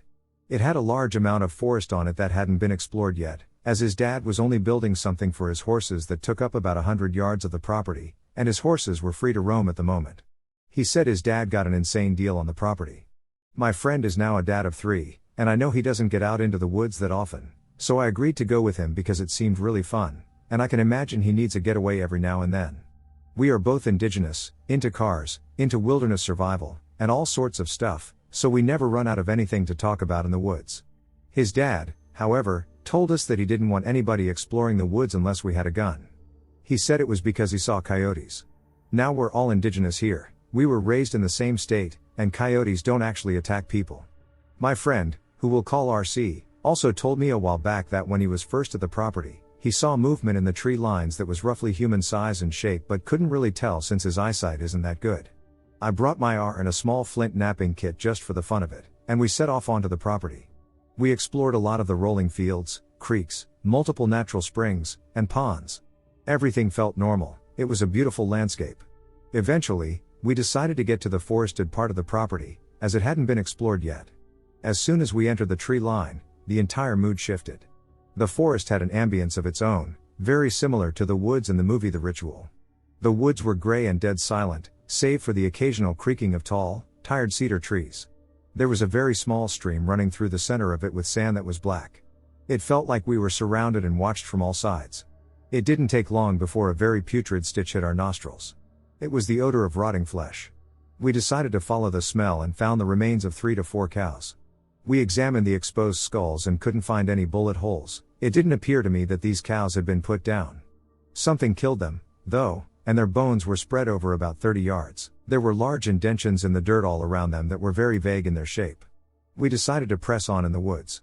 Now we were accompanied only by silence, the putrid odor of death, and the sound of our own heartbeats. We kept stopping at the stream as I noticed several different types of tracks, large coyote tracks, and something else that was large but intentionally avoided the sand, it seemed. We pressed on into the woods until we started to find trees that had been bent over and pinned behind other trees while they were still alive, something that could never, ever happen naturally. I have video. We hiked on and found what I can only describe as a tool made of bone lying on the ground. It was extremely crude, but it looked like some kind of scooping tool or knife. It was disturbing because, although it looked primitive, it looked way more primitive than a person would make, but it was an intentionally shaped tool nonetheless. We hiked on until we found a clearing with a pond that had more large oval tracks surrounding it. On the other side of the pond, we found a very strange little tree structure. It was in a frame, and it had rocks placed up against it. However, it wasn't that sturdy, and the rocks were very peculiarly placed. We found no signs of any campfires around it. We found no camping trash. This isn't exactly a place you could hike to from a house. I photographed and made a video of the little hut thing. It was getting dark, so we decided we should head back. I had a flashlight on my R, but I didn't want to rely on that in the dark with something that kills cows and makes tools out of their bones somewhere behind us. We made our way out of the forest and back to where the trucks were parked, just in time before it got too dark to see. As we were leaving, we saw something on top of one of the hills that we couldn't identify but didn't stick around to find out what it was. It's worth mentioning that the previous owner began construction of something on the property, abruptly halted construction, and left. Again. I was about 7 to 8 years old, I can't recall exactly, but it was around that age, and one weekend I was visiting my grandparents, who at the time lived in the countryside. I'm from Bosnia, Europe. They were only about an hour's drive away, and we went there early in the morning. Their house is in a wooded area, with a long winding road leading up to each individual house, of which there weren't many, perhaps maybe 3 or 4 more. I knew the area well since I went to visit almost every weekend. Besides going up to the houses, there is one section of the road that leads directly into the woods, sort of a natural trail. Our car broke down exactly around that spot with a flat tire. Since we were very close to where my grandparents live and my folks knew I was familiar with the area, they let me go for a walk while my dad fixed the tire. This was about 9 to 10 a.m. in the morning, so they weren't really afraid to let me run around a bit. Being the curious kid that I still am, I went for the forest trail since the main dirt road wasn't very exciting. The trees were very tall and dense, so even during the daytime it was kind of dark. I went up the forest trail for a few hundred meters until I came to a crossroads. This was more than 20 years ago, but it left a lasting impression on me. So here is what I recall. In the middle of the crossroads, at the very point where the roads forked, there was a small cave or opening of some sort. I went a bit closer, and I noticed what seemed like fireflies sparkling in the pitch black hole. Not sure if fireflies even light up during the day, but that's how I remember it. Besides that, I just felt this presence. It was as if I wasn't alone there, as if the cavern was beckoning me to enter. And then I noticed what seemed like several pairs of smaller red eyes peering from the darkness. At this point I was quite spooked, thinking it was an animal of some kind, and I decided not to go any further and just slowly back away. This is in Southeast Europe, so there aren't many dangerous animals around. Very rarely a wolf or a bear would be sighted, but usually not near human settlements. Nothing followed me, and I had no trouble getting back. I decided not to tell my parents about this since I figured they would be mad and wouldn't let me play unsupervised for the remainder of our visit. They decided to leave me with my grandparents and pick me up on Monday while they went back during the afternoon. I'm very close with my grandmother. She and I are very alike, especially now as adults. So I told her about the encounter I had. She kind of laughed it off, saying, "Honey, there's nothing there, I walk there every day." But I was adamant about what I saw, and she agreed we'd go for a walk together and visit that spot. It wasn't far from her house, and we arrived there that same afternoon. We got to the crossroads, and, like she said, there was nothing there. There is no burrow or cave, just a flat spot where the crossroads meet. There are no traces of it being dug up or buried. Grandma even asked me, "Are you sure it was here?" And I replied yes.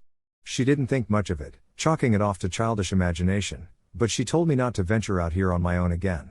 We continued our walk, and I just stopped mentioning the event from then on. But to this day, even after all these years, I still remember this quite vividly. I even find it strange that I'm able to recall the details, and of course I know memories can become distorted over time and that what we think we remember may not always be the full picture since our minds love to fill in the blanks, but I just don't feel as if this is the case. I often contemplate what would have happened had I stepped closer, or worse, tried to enter the dark cave. I've read about evil places in forests around the world, or places where time and space can become warped. People are walking into what they describe as different timelines or alternate dimensions. Perhaps this was one of these places. My grandparents don't live there anymore. Grandpa passed away when I was 16 years old, and my grandma moved to the city in the same building as me and my folks. We still own the house and land there, but I haven't been there since. My dad goes out there a few times a year just to check up on things and clean up a bit. According to him, the house and land have almost been consumed by vegetation. They cut the electricity and water so they wouldn't pay the bills, so it's not very convenient to stay over. But I do plan on going there sometime, perhaps during my next time off or vacation from work. I really want to go back to that road, assuming it still exists, and just see if I feel anything. Now that I'm an adult with an interest in the paranormal, I'm just so drawn to this memory. Has anyone else experienced something similar? I would love to hear your thoughts. I grew up in a small town in Oklahoma, about halfway between Tulsa and OKC. It's on native land. My brother and dad both told me this story at separate times, with no details spared. Their accounts were exact. For context, this happened in the late 1990s. We lived in a double-wide trailer. The very back room in said trailer was the den, which both of them used more than the living room. There was a set of double doors that led outside with curtains on them. They were up late one night watching TV when they started to hear a loud, thumping sound. We had oil wells surrounding the house, so they assumed it was one of them, until the noise grew louder. And louder. Until eventually, it sounded dangerously close. My dad peeked out of the curtain and saw what he thought was a hoof near the bottom. Confused, he swings the doors open. After all, we didn't have neighbors with horses, or really any livestock, for that matter. He looks to the right to see what looks like a giant horse, we're talking over 7 feet tall, running on 2 legs, past my great-grandma's house. We are also native, and my great-grandma claimed to be a white witch, but I believe she was messing with stuff she shouldn't have been. Possibly even cursed us, but that's a story for another time. This thing doesn't have antlers and doesn't seem unnatural, aside from the fact that it's massive and does run on 2 legs. My brother and his friend were driving home about 2 weeks later and saw this same entity run behind their car and hop a fence, taking off into the woods. Fast forward to 2016. My dad has passed away. My best friend, who I have told this story to before, and I decide to get spooky, so we take a little trip out to where my house used to be. It's completely dark. We're driving down the road, vibing and listening to music, when, out of nowhere, she gasps. I ask her what's wrong, and she says, "Nothing, I'm just confused. I could have sworn I just saw a giant horse staring at us from the woods, but there's no fence. Why would a horse be in the woods with no fencing? It also seemed way too tall for a horse." I remind her of the story my dad and brother told, and her face turns pale white. At the same time, her radio switches to Bad Omen by Megadeth, despite being in the middle of a totally different song. We panicked and hauled asses back to her house, and I haven't been back down that road at night since. I still have no idea what this thing is. I've asked various people, all of whom think it's demonic or bad in some way. It's never hurt us, but it's curious. Our house was surrounded by woods, and you can feel something watching you out there, no matter the time of day. I'm curious as to what you all think it might be. A variation of Bigfoot, a Wen without antlers? I genuinely don't know. I was hoping to get some insight on any known myths or legends about something in the mountains in southern Arizona. My husband is from that area. He grew up in Bisbee, in the Catalina Mountains, close to the Mexico border. He moved away when he was young and rarely goes back to visit. I've asked him a few times if we could go visit. I have never been, but he has always been adamant that he does not wish to go back to that area and has told me before that something feels unnatural in the mountains there. Well, we're down there visiting now. He has some family stuff to take care of, and I convinced him to let me and the kids come along for a summer trip. The town itself is lovely, and I'm really enjoying it, but my husband is very uncharacteristically spooked about the surrounding country. He's fine during the day, he'll go hiking with me or go for a drive. But he starts getting clearly on edge whenever evening sets in, and he is very insistent that we do not stay outside of town after dark, and he'll be spooked until we're back in the hotel room. I asked him, as I have before, what it is that has him so spooked about the countryside here, and he always gives vague answers like weird stuff happens out in the mountains. I asked him if he was worried about wildlife, but he insists there is something more but won't really go into detail about it. Whenever we go out, he is very insistent that I stay close to him and don't go to certain places. More than once, when we have been on a hiking trail, he'll just stop and tell me he wants to turn around and leave very quickly. I'll admit, the mountains around here seem a little spooky sometimes to me too, but my husband is downright scared of them and won't articulate why. I like the area, but his fright is getting to me too, and I definitely have seen some spots that inexplicably raise the hairs on the back of my neck. This is not what he normally does. He's a combat vet with plenty of experience being outside in places objectively more dangerous than Arizona, but he is not comfortable here and clearly does not feel safe. He indicates it is something other than animal or human dangers. Are there any known myths or legends about the area that might give me some insight into what it is that bothers him here? I'll share a fairly recent moment my partner and I experienced in the mountains of western Maine. We were pretty deep into a long hike to and then up a fairly remote peak in the Mahoosucs. The day was gorgeous, sunny, and a bit cloudy, and the forest was full of life, and we were silently enjoying it all. At one point, I noticed she was hiking a lot faster than usual but thought that she was just trying to push herself. Shortly thereafter, though, I myself started feeling a bit watched, but continued on as normal without saying anything. As I rounded a corner, however, I saw a large humanoid-esque absence of light, just dark, standing 100 feet away or so. As soon as I saw it, this thing essentially glided out of view over some rising land it was in front of in a mere second. Only then did I notice the forest had been silent. We continued as normal. We felt watched a bit longer, but not once we broke tree line or on the return trip. Later on, she disclosed to me that she'd been moving so fast because she too felt and watched. That's it, that's the whole story, not much else. A friend and I went on a benign hike with the dog today, in Lower Austria. We let the dog roam semi-free, still wearing his leash but not holding it. He is fairly well behaved unless something small and furry is around. He would always walk a little ahead of us. Anyway, we are at a final stretch of the path, already heading to a village, with the road stretching up onto a little hill. Suddenly the dog starts charging, like he would do either if he sees a rabbit or maybe when we call him if he is off in the bushes somewhere. We try to call him back and wonder what got into him. And I say this to my friend while kind of running after the dog. There's a man standing up there. The dog finally decides to stop midway up the hill, but still keeps looking up the hill. I go to pick up his leash. When I look up, the man is gone. It's a fairly wide and open road, with some trees to the sides but not really shading the wide road. At this point, it wasn't all too weird. Except the man had been weirdly stationary, seemed pretty tall, and dressed too heavily for the surprisingly high temperatures of the day. It seemed he might be waiting for someone if we went hiking together. The weird thing was mostly how he stared down the road. And how the dog ran towards him, suddenly charging. He does not usually do that, rabbits aside. Anyway, my friend and I go further up, fully expecting to meet him there. My friend said she was sure he was going to be next to the tree, hiding behind it. Because while I had looked away, she saw him walk sideways, crab-like, but more floating, she says, and float off to the side of the road behind a tree. To the same side, I concluded he must have gone, because from my angle, he couldn't have moved out of view to the other side so quickly. When we get up there is no one, and we realize there is no path leading down to the side he left to, though some bit of lawn and low hedges probably belong to a property, but unless he hid on purpose, it seems unlikely a man of that stature would have disappeared there so quickly. Instead, where the figure had been standing, which was a little ways down from the actual top, was only a black, decorative cross set next to the road. There was no inscription on it and no information. I walked to a road crossing at the top a few steps up, off the opposite side, and looked, and my friend and I looked a little down the other side. Nothing. Only then did we discuss how the figure seemed a little odd to us. So looming, she thinks he was all dressed in black. I think against the sun falling there, it was hard to tell but definitely dark. I would have guessed green, like a hunter, but just from association, but really it just looked shadowy black.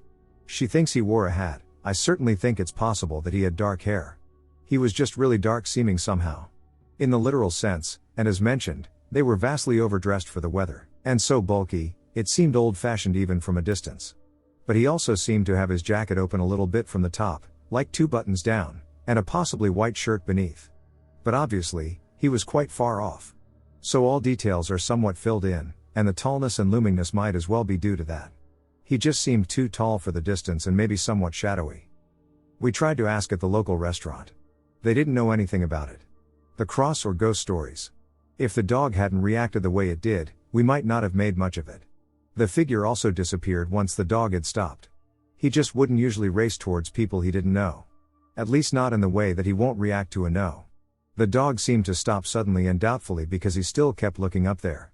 He was a lot closer to the figure by then than when he had started charging. But I was focused on catching up with the dog. When we were up there, nothing felt odd, except the clear rules of the universe expectations we'd had of encountering a tall guy there or further up the path. Anyone know what to make of this? I spent a considerable amount of time in the woods, though I do not now permanently live in the woods, both in the northeast US and in the south/northwest and Rocky Mountains. I've hunted for many years, and I also do backpacking and just general laying around in the woods doing nothing but being in the woods. I tend to try to stay away from people. Now, in Southern California, this is sometimes difficult, though not impossible. What happened this weekend impressed me. I have never really experienced anything like this in decades of hunting, backpacking, or hiking. Anyway, I am kind of excited about it. I wasn't sure how to react when it was happening, but both my wife and I are now kind of wanting to dig deeper. She was there with me as well when this happened. I've always ignored the whole Bigfoot thing and have always heard stories, but now I'm not so sure. I'm also open to the idea that it wasn't Bigfoot, though it certainly wasn't a bear, elk, megadeer, or other typical animal I've encountered. It could have also been a very large, heavy human, or, I guess, it could have been a bear. I've never heard a bear run off down a ridge on 2 feet, and the bears down here aren't that big. So about 7,500 feet well into the tree line and almost near the summit of the mountain we were at. We put up our hammocks in an area off trail, surrounded by fallen pine needles. The ground was clean and crunchy with old pine needles. The plan was to stargaze at elevation for the night. The summit ridge was eastward up about 1/4 mile, so we were fairly close to the top but not at the top so as to be blown around in the wind all night. No other people were seen nearby other than some campers further down, about half mile, who also had a dog. Dense pine trees with not much other vegetation, a dry year, and lots of dead pine needles. At about 9:30 p.m., the sun had already set, and it was just starting to get dark. All we could hear was an owl, which then suddenly stopped, and there were no other sounds. The first thing we hear out of the ordinary sounded like a large rock being thrown in our direction. It was big enough to thump the ground when it hit and rolled into other rocks. We then heard other rocks being disturbed or being stepped on. We were in our hammocks and looked in the direction of the sound, north of us. We then heard 3 or 4 deep footsteps heading eastward up the ridge. At this point, my wife whispered, "What are those sounds?" And I responded, "I am not really sure. I'm hoping it's not a bear." Right after we spoke, whatever it was started running along the ridge for about 3 to 4 seconds, then seemed to change course and then come towards us for 2 to 3 seconds, a little slower. At this point, I grabbed my pistol, thinking something was going to come charging towards us. It then ran off down the ridge away from us, and we could hear the thumping getting fainter as it ran off. It moved fast, maybe 20 miles per hour, and had a heavy womp womp womp bipedal sound, crunching on the pine needles and knocking rocks and branches as it went. We saw nothing other than some trees being disturbed as it went past us. I don't think it came closer than 100 feet. However, it was heavy enough at 100 feet to be able to feel its footsteps thumping on the ground. About 5 minutes later, the dog down below us let out a bay. Further down the ridge, a loud whooping hoot sounded almost in response. It did not sound like a dog, it sounded almost like a very large person mocking an owl. It could be coincidental, it could have been a person, I don't know. We're going back up there this weekend to look around some more. Whatever it was seemed more bothered by us than we were by it. I'm not really sure about the rock throwing, though. We're going to go back up there with an audio recorder and some camera gear and kind of move around the ridge. Has anyone experienced something like this, especially near this area? I'm totally new to all of this but am filled with a desire to figure this out. It was much heavier than a person, and it did not make the da-da-da sound of something running on 4 legs. It sounded much heavier than the bears we have in this area, which I have seen and encountered previously. The next morning, we did look for some prints but saw nothing. My theory is that it was only running through the forest floor decay and needles. Any tips or pointers on how to proceed to find out more about this? It started out a few months ago when we moved into our new home. I grew up in a rural community, but there were plenty of neighbors and mostly fields around, no woods. Given that I am the youngest child, my parents waited until I was done with high school to move so as not to affect my already established life. Although we had always lived in a small, rural community, my parents were ready for something a little more secluded, something with a lot of acreage, woods, and a place to shoot. They put my childhood home up on the market and soon found their dream home, which is where I am currently and desperately writing this story. The house and the property are beautiful. It's a large, turn-of-the-century house facing 15 acres of land, the majority of which are woods, and a nice half-acre pond. The best part, or so I thought, is that there are no neighbors within a mile of us. At first, I really enjoyed it. Being out in the woods was a very cathartic experience for me. It helped shed the stresses of school and studying. Being among the tall trees and the surrounding nature made all of my problems seem totally insignificant, so I made a habit of going on regular walks through the woods. As the weeks went on, I started noticing strange things as I went on my walks. I would find partially eaten deer scattered along the leaf-littered ground, accompanied by a putrid, rotting smell, which I attributed to the carcass in front of me. At first, I thought nothing of it. It was probably coyotes, I would tell myself. Other than that, I thought nothing of it, but I started carrying a gun with me on my walks in case I encountered the animal that was responsible for the carnage I saw in front of me. As the days went on, I started noticing more and more mutilated deer scattered across the floor of the woods, still accompanied by the rotting smell, which I again attributed to the animals. If the increasing number of mutilations weren't enough, I started to notice a change in the sounds coming out of the woods. What was once a cacophony of sounds was now mostly dead silence, minus the low, guttural growl that seemed to be becoming more prevalent, more pronounced, and more insidious each day. By this point, I had stopped going on my little walks. Gun or no gun, I didn't want to risk the chances of facing whatever was causing these events. That being said, my curiosity eventually got the best of me one night as I heard its growls. I decided that I was going to go get a trail cam and set it up out in the woods the following day, in hopes of finally seeing what was out there. The next evening, after work, I gathered up what little courage I had left and, camera in hand, went walking out into the very woods I had promised myself I would stay out of. I never did get to set up the trail cam. I lost it somewhere in the woods while I was in a panic, running for my life. I made it about 100 yards past the tree lines into the woods, where I decided to stop and set up the camera. I thought it was a good place to set it up, and, quite frankly, I was too scared to go any further. After all, I wanted to spend as little time out there as possible, given the ongoing events, and the fact that it would be dark soon didn't help. Already on edge, every creak of the wood and every crunch in the leaves sent me into a panic. Rushing to set the camera up, I drop it, sending it to the leaf-ridden ground with a thud. Murmuring under my breath, cursing myself for being out there, I bent down to pick up the camera when I started to smell that putrid smell of rotting flesh again. I carefully looked around, checking my surroundings to see if anything was out there. I could feel something watching me, but I couldn't see anything. Just as I was finishing picking my supplies off the ground, I heard that low, guttural growl again, as well as the snap of a branch to my right. I quickly turned, seeing a human-like creature standing there, staring at me. I was completely frozen with fear. It had human features, it stood on 2 legs, and it had feet and hands. The 2 things that threw me off, however, were the fact that its skin was charred black, as if it had been burned in a fire, and, most disturbingly, it had no upper or lower lips. Although mostly bald, a few thin, straggling hairs stuck every which way out of its scalp. Its sharp teeth were hanging out like hypodermic needles. With the absence of lips, its raw, red gums hanging out in the open. Thick strings of what appeared to be saliva dripped off of its chin in a persistent stream. For one single, brief moment, the world around me seemed to stop. I quickly went through options on what to do. There were really only 2 viable options: either stay exactly how I was and get attacked and most likely killed by this thing, or I could get the duck out of there. I chose the latter. I quickly scrambled to my feet and ran as fast as I could, throwing my camera, in vain, at the creature behind me. In the chaos of what had just occurred, I found myself momentarily lost after running in what I thought was the right direction for what felt like 20 minutes, but I'm sure it was only 30 seconds. Looking around and not seeing the spawn of hell that I had just encountered, I stopped to collect myself and try to find the way back to the house. I finally decided on the general direction in which I should head when I heard a commotion that almost sounded like a horse pounding its hooves on the dirt.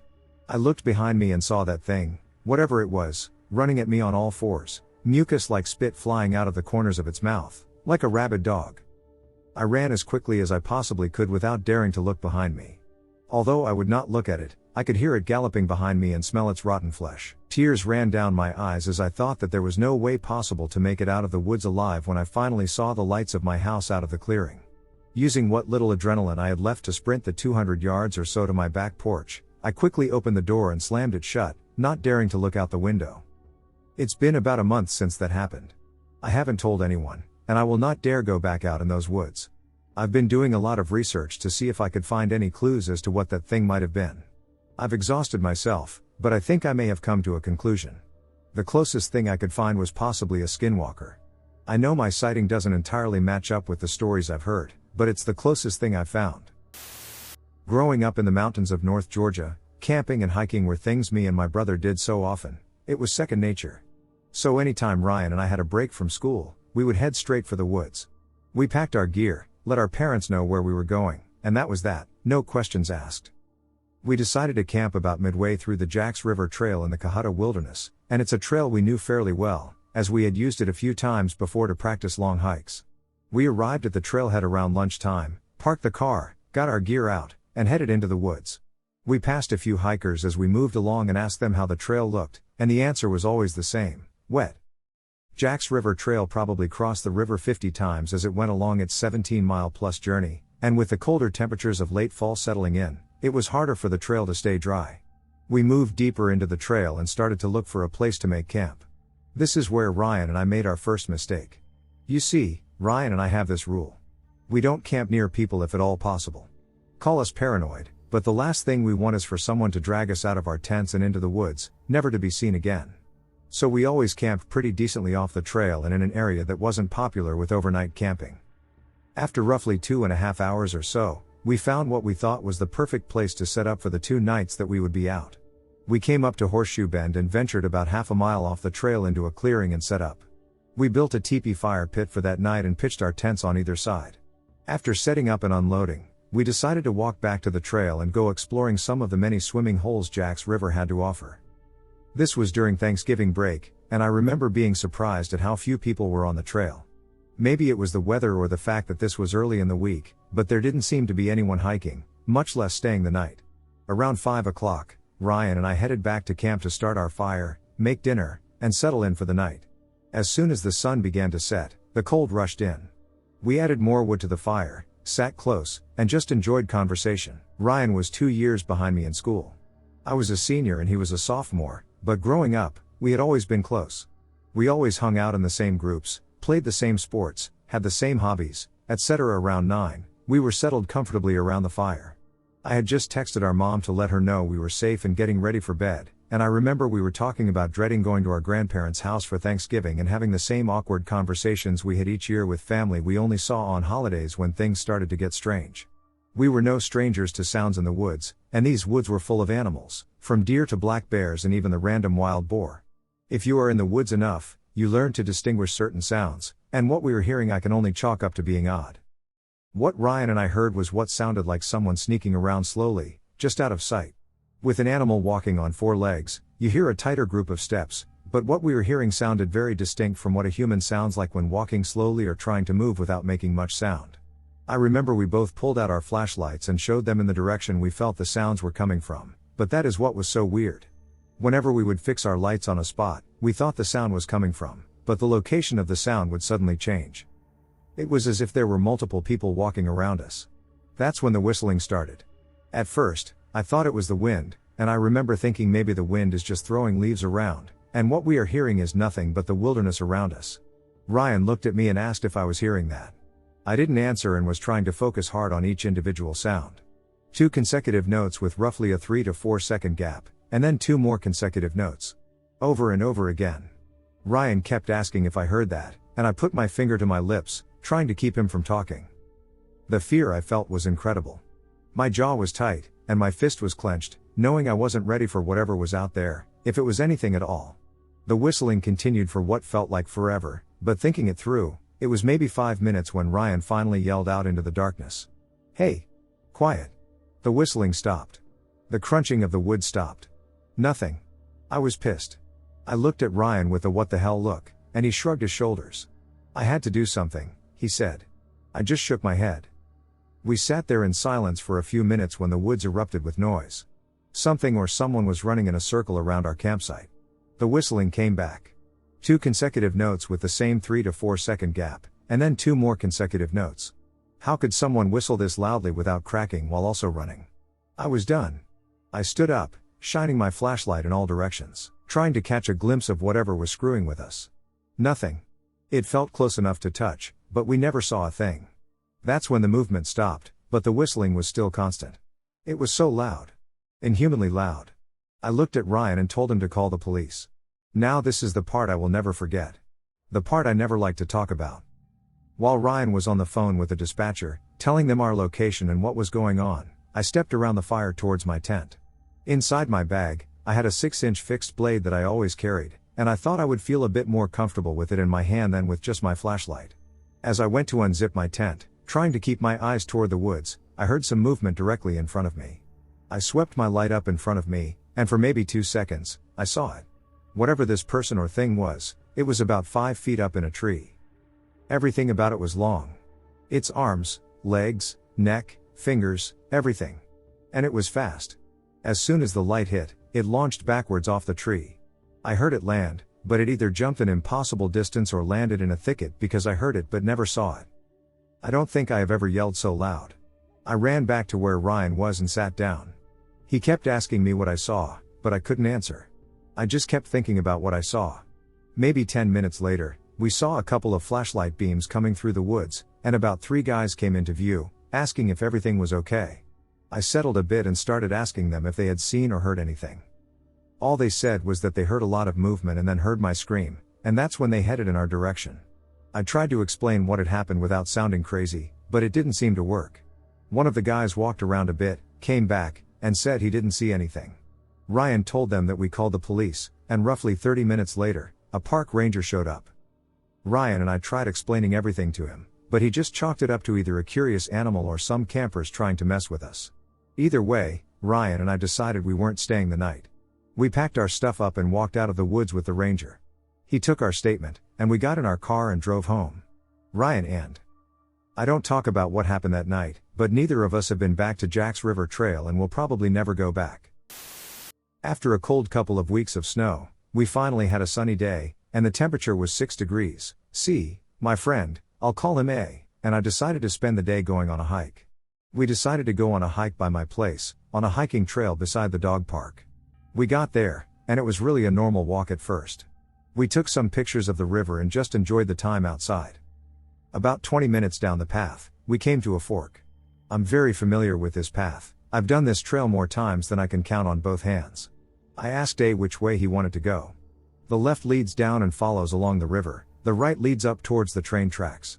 He chose to go right, and we had to make the choice to try to go up the really steep hill and walk across, which would bring us to the bridge where the tracks were so we could walk on them, or going straight would lead us through the forest eventually to under the bridge.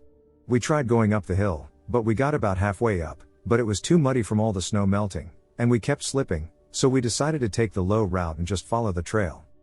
We were walking for a while, and I suddenly heard the sound of a lady's voice yell behind us. I turned to check how far away they were so we could get out of their path since A and I were just dilly-dallying our way through the trail. When I turned around, though, I didn't see anyone at all behind us. I looked at A and asked if he heard anything, to which he looked at me, and he said he only heard me say something. Which I never did. I ignored it, turned around, and started to walk again. After a couple steps, the voice seemed to start up again. With each step we took, another yell or noise would be made. I realized at this point he was right, it did oddly sound like me, but it sounded like when I jokingly yelled out. I stopped, turned around, and asked A again. You hear that, right? That's not me. Of course, when we stopped moving, the noise stopped, but we just stood there and listened. A couple seconds later, a lady and her dog came towards us from the opposite direction, and we assumed it was maybe her yelling after her dog. We started walking again. After a few steps, the noises started again, but this time they sounded closer and to the right of us. The lady was talking on her phone, so she wasn't alert to the sound, and neither was her dog, but I turned once again and looked at A. We went back and forth about it for about a minute, and we just brushed it off as a bird. It was a weird bird, but it was our best guess. I started getting a bit anxious, but we continued back down the path, and eventually we ended up out of the forest and into a more brushy area. The bridge with the train tracks was right in front of us, and we were walking towards it, nearly under the bridge. We started taking some pictures, and we suddenly heard another odd noise. It sounded almost like a person mimicking an alarm. Maybe 4 or 5 back-to-back alarm-like noises are coming from on top of the bridge where the old tracks were. Please keep in mind that I've been on the top of this bridge many times, and there are no alarms up there or anything to make any noise. It's simply a train bridge. A bridge and tracks. Once again, I looked over at A with the what the hell look on my face, but he once again brushed it off as a bird. We saw a bird fly away mid-conversation, and the sound stopped, so I agreed once again and brushed it off. I assumed it was a bird with a strange call. We walked a little further until we were at the base of one of the bridge supports. As we did before, we were taking pictures of the vine-filled structures, and we started climbing on the lower level. We were just walking along the bottom beam when all we heard was click, click, click. 2 high clicks and 1 low click. It was as if someone were clicking their tongue. I turned again and glared at A for an explanation this time. Approximately 3 seconds later, there were 3 identical clicks. 3 seconds later, another 3 perfect, identical clicks. We looked above us and all around for any explanation, but there wasn't any. Nobody was up on the tracks, and nobody was down around us. The clicking sounded like it was coming from above us but also from all around us, and it was loud. Loud enough that we could hear it clearly over the wind and over the sounds of the water in the river. I listened closer, and it genuinely sounded like a human clicking, but a feeling of pure fear came over me, and I looked over at A, who immediately asked me if I was okay, and I told him we had to get out of there immediately. He questioned me a bit, but I didn't have a reason, I just knew I was overcome with some feeling, and it wasn't good. He didn't argue with me. I'm a pretty experienced hiker, and not much makes me turn around, so I guess he caught the vibe that something was up, so we started walking back. I was walking ahead of him, leading the way, maybe 30 meters from where we were standing, when the clicking started sounding more distant but somehow became louder. I kept my pace, going straight ahead and going back the way we came from, and the clicking suddenly stopped.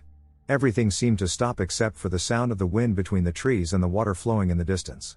A called out to me something like the clicking stopped. I didn't stop walking at all, I just instructed him to keep walking. It was genuinely terrifying. It felt like we were being stalked all the way until we got back to the initial fork in the path. Once we got out of the thick of it, past the hill, and started walking along the river again, everything seemed to calm down.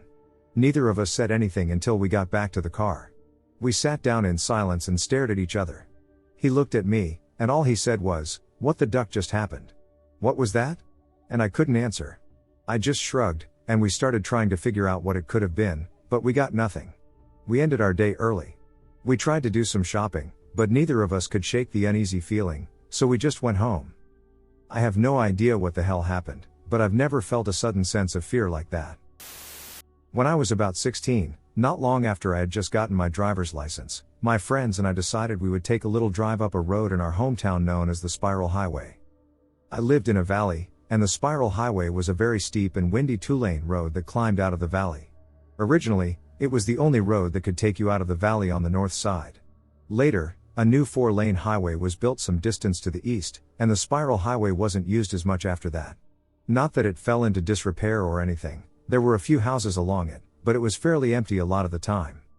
All of the curves and the great views of the valley made it a fun drive to take, and if I remember correctly, it was a very nice, clear day. It was warm but not stifling, and it was always cooler on the top of the valley than below it anyway. Perfect for a little joy ride. About 3/4 of the way to the top, we passed by a little fold in the hill that had some water trickling through it and a glade of trees. I had seen the little green area many times before but had never bothered to stop there, so on the way back down, after we'd enjoyed the view from the top of the hill, we pulled into the little parking area that was built beside the glade. There was an outhouse there, a couple of picnic tables, and a little sign that explained a bit about the area. The sign said that the site was private property that had been purchased by a group of people who had fond memories of using it as a pit stop on road trips during the early to mid-1900s when they were children. I got the sense from what was written that the place had its heyday in the 40s and 50s. The sign also went on to explain that the site had once been used as a pet cemetery, which struck me as a bit odd. Even though it was private land, the sign made it clear that anyone who wished to use it for a break from the road was welcome to do so as long as they cleaned up after themselves. We walked past the sign along a trail that led into the grove of trees. I remember that the area was extremely quiet and had a kind of reverent feeling that was a little unwelcoming at the same time. The best comparison I can make is that it made me feel like I was walking into an old cathedral. The Catholic iconography in cathedrals has a beauty of its own, but for a non-Catholic like me, it can be fairly off-putting and a little alien. The quiet of the place was weird because the newer 4-lane highway passed by only a couple hundred yards above us. We should have been able to hear all the typical highway sounds, semi-trucks gearing down, car engines laboring as they ascended the steep hill, etc. Instead, it was just dead quiet and felt extremely isolated. We walked a little further into the trees to check out the little creek that flowed through the glade, but as we approached, we heard wings flapping. Because of how quiet the glade was, the flapping seemed really loud. We all jumped a bit when we heard it.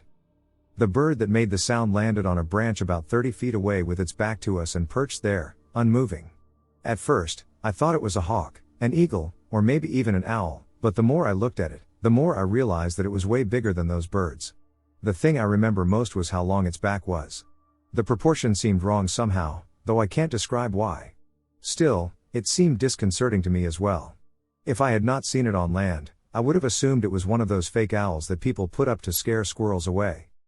I saw an Andean condor in a zoo some years later, and it was in a cage only 10 feet or so away from me. The bird we saw that day would have dwarfed it. What happened next was pretty strange. My friends and I just looked at one another, and it was as if we all decided at once that there was something very wrong with the glade and especially the bird. We turned around, jumped back into the car, and got the hell out of there. As we continued our descent, we talked about it. We couldn't decide why we'd been so creeped out by the place. It seemed like an odd thing for a bunch of 16-year-old tough guys to get spooked by.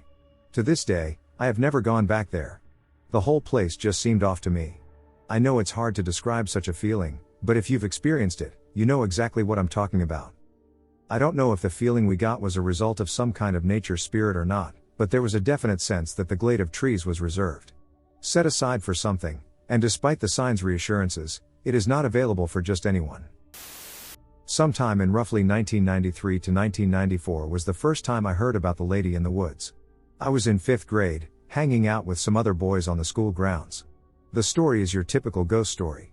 At Mel Park, our local hangout, just blocks away, a child went missing after the sighting of a ghost, more specifically, the ghost of a woman dressed all in white.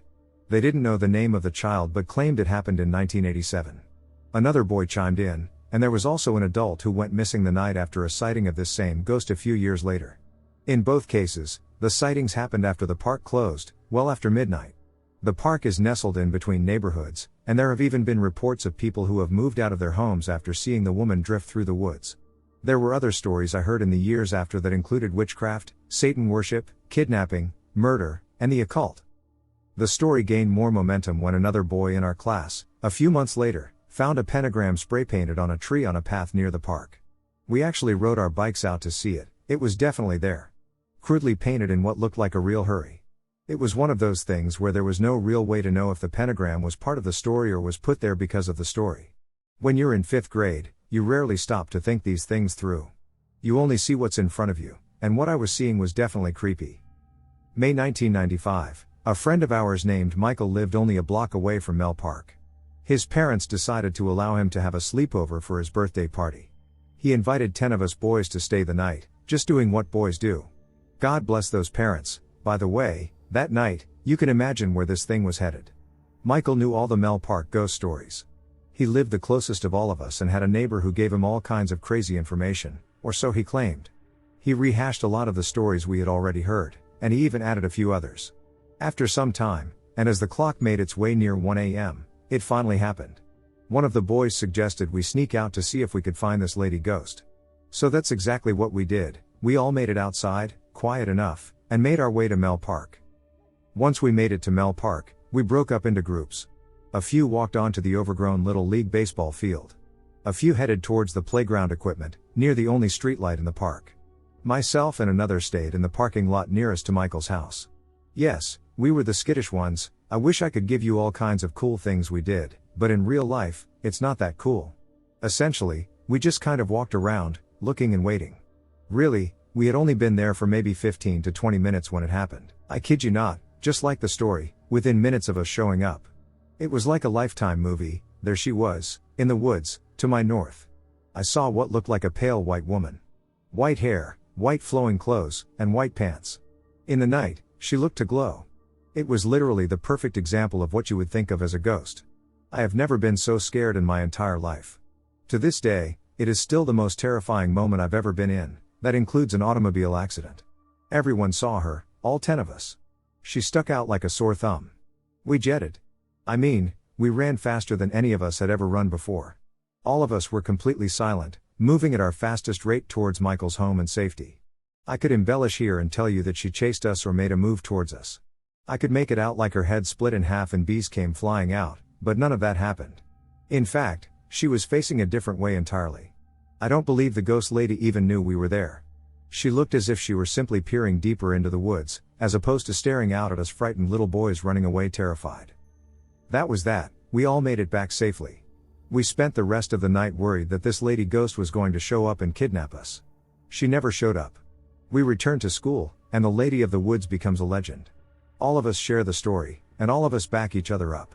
We even told one of our teachers. She politely listened and then changed the subject. It was the coolest, most terrifying thing that ever happened to us. We had one of the best campfire ghost stories in history. So time passes, like it always does. We move on from grade school to junior high, then to graduating high school. Once we got a little older, the story took a backseat to girls and just living life. I wouldn't say the story died. I know we spoke of it in passing. I know the story continued on in the grade school, at least for a short time after we left. One of the 10 boys from the birthday party died shortly after high school, and it took everything in me not to blame this ghost story on that situation. I don't believe the two are related. We all move on to college. I lose touch with all but one of the 10, though there are a few I have on Facebook. 2010, after coming home from college and struggling to find my way in life, I finally started to get my act together.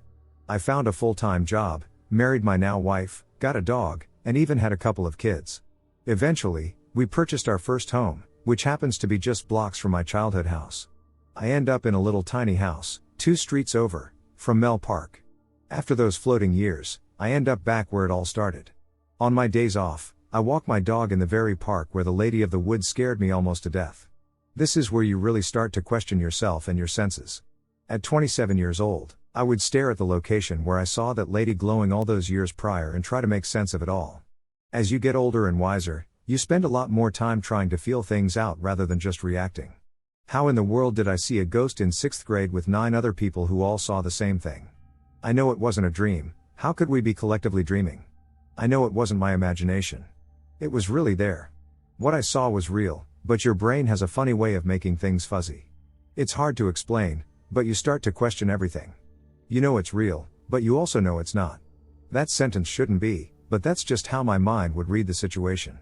It really was something that I wrestled with a bit, just trying to figure it all out. Summer of 2012, there I am, on another walk with my dog, coming up alongside the timber where I saw the lady in the woods all those years ago. I'm thinking of her again. I'm thinking of my childhood friends, and I'm wondering if they ever think of that moment like I do. The thought passes as I move along a path that leads me out of the park. In front of me, a large trailer hooked up to a pickup sits in the driveway nearest the park's wooded area. There's a middle-aged man moving some things onto the trailer as I approach. He sees me and says, "Hello." I say hello back and then decide to make small talk. I ask him if he's moving. The man responds that he's just recently sold the home. It was his parents' house, and it had been sold to a young couple. The closing was coming up shortly. I mention a few other things and then start to head off, but I stop. Because that ghost story was on my mind, I decided to ask a man I didn't know if he knew the story. Why I did that is beyond me. It's definitely not something I would normally bring up in conversation, but this house was the closest one to the sighting, and I just needed confirmation that somebody else out there still knew the story. I don't remember exactly what I said, but I basically asked him if he had ever heard the ghost stories. I'll never, in my remaining years, forget what happened next. The man looks at me and smiles. He tells me he's heard plenty of those stories. I'm actually relieved he had, because I didn't actually think through how the conversation would go if he had no clue what I was talking about. I then proceed to give him the shortened version of the story you just read above. He listened, and I could tell he was interested. When finished, he takes a moment and responds. "I used to live in this house before the park was built. My parents raised me here. I moved out in 1983 or 84, I believe the park was built somewhere between 84 and 86, and my parents have been here ever since. My dad passed away in 1991, and it was just my mom after that. That ghost you saw, that was my mom." I looked at him, completely confused. He continues, "My mom had some medical issues that started in the mid-80s and continued all the way up until she passed away this past spring. The medicine they had her on would cause her to sleepwalk. I can't even count the number of times I received calls in the middle of the night from the police department advising me that they had found my mother wandering in the park. I was told recently that one of the neighbors moved out because they were tired of all the commotion. My sister lives in Texas. I could never get it through her thick skull that our mom needed to be moved to assisted living, so this went on for years. I found out from some friends that she had become a ghost story in the park. You see, my mom had a favorite robe that was all white and always slept in the same pearl silk pajamas. Everything was white. She even had white gloves she would put on from time to time. I can only imagine what that would look like in the middle of the night. That lamp there over the playground would light her up like a Christmas tree, so it was never hard for police to locate her. So you see, that ghost you saw, that was just mom sleepwalking probably. I bet I even got a call that night." I'm speechless. The lady in the woods was real. She wasn't a ghost. She wasn't a dream. She was simply a woman. She was this man's mother, lonely, and suffering from some medical condition that had her wandering the woods at night. I only wish I knew more. I never saw that man again. The new couple moved in, probably oblivious to the ghost story its previous occupant had created. So I wonder, does her legend live on? Is there some fifth grader right now hearing the story, for the first time, of the lady in the woods? How does she appear and kidnap children? How is there a witch who murders those who see her in the middle of the night? 2021. I've moved from that tiny house to a bigger house in a new city. I no longer visit Mel Park. I never did learn that lady's name, and I always kick myself for not asking the man more questions. The thing that I find so interesting is how a story can become what it is. How one event or story can impact individuals like it did me. I still think of that lady all the time. When a story rolls out that seems impossible, the lady in the woods comes to mind. Sometimes, the story is real, but the context is muddled. This single event impacted my approach to everything. I listen, I take in all of the story I can, and if it seems impossible, I hold my tongue. Maybe it is impossible, or maybe it's just being interpreted wrong.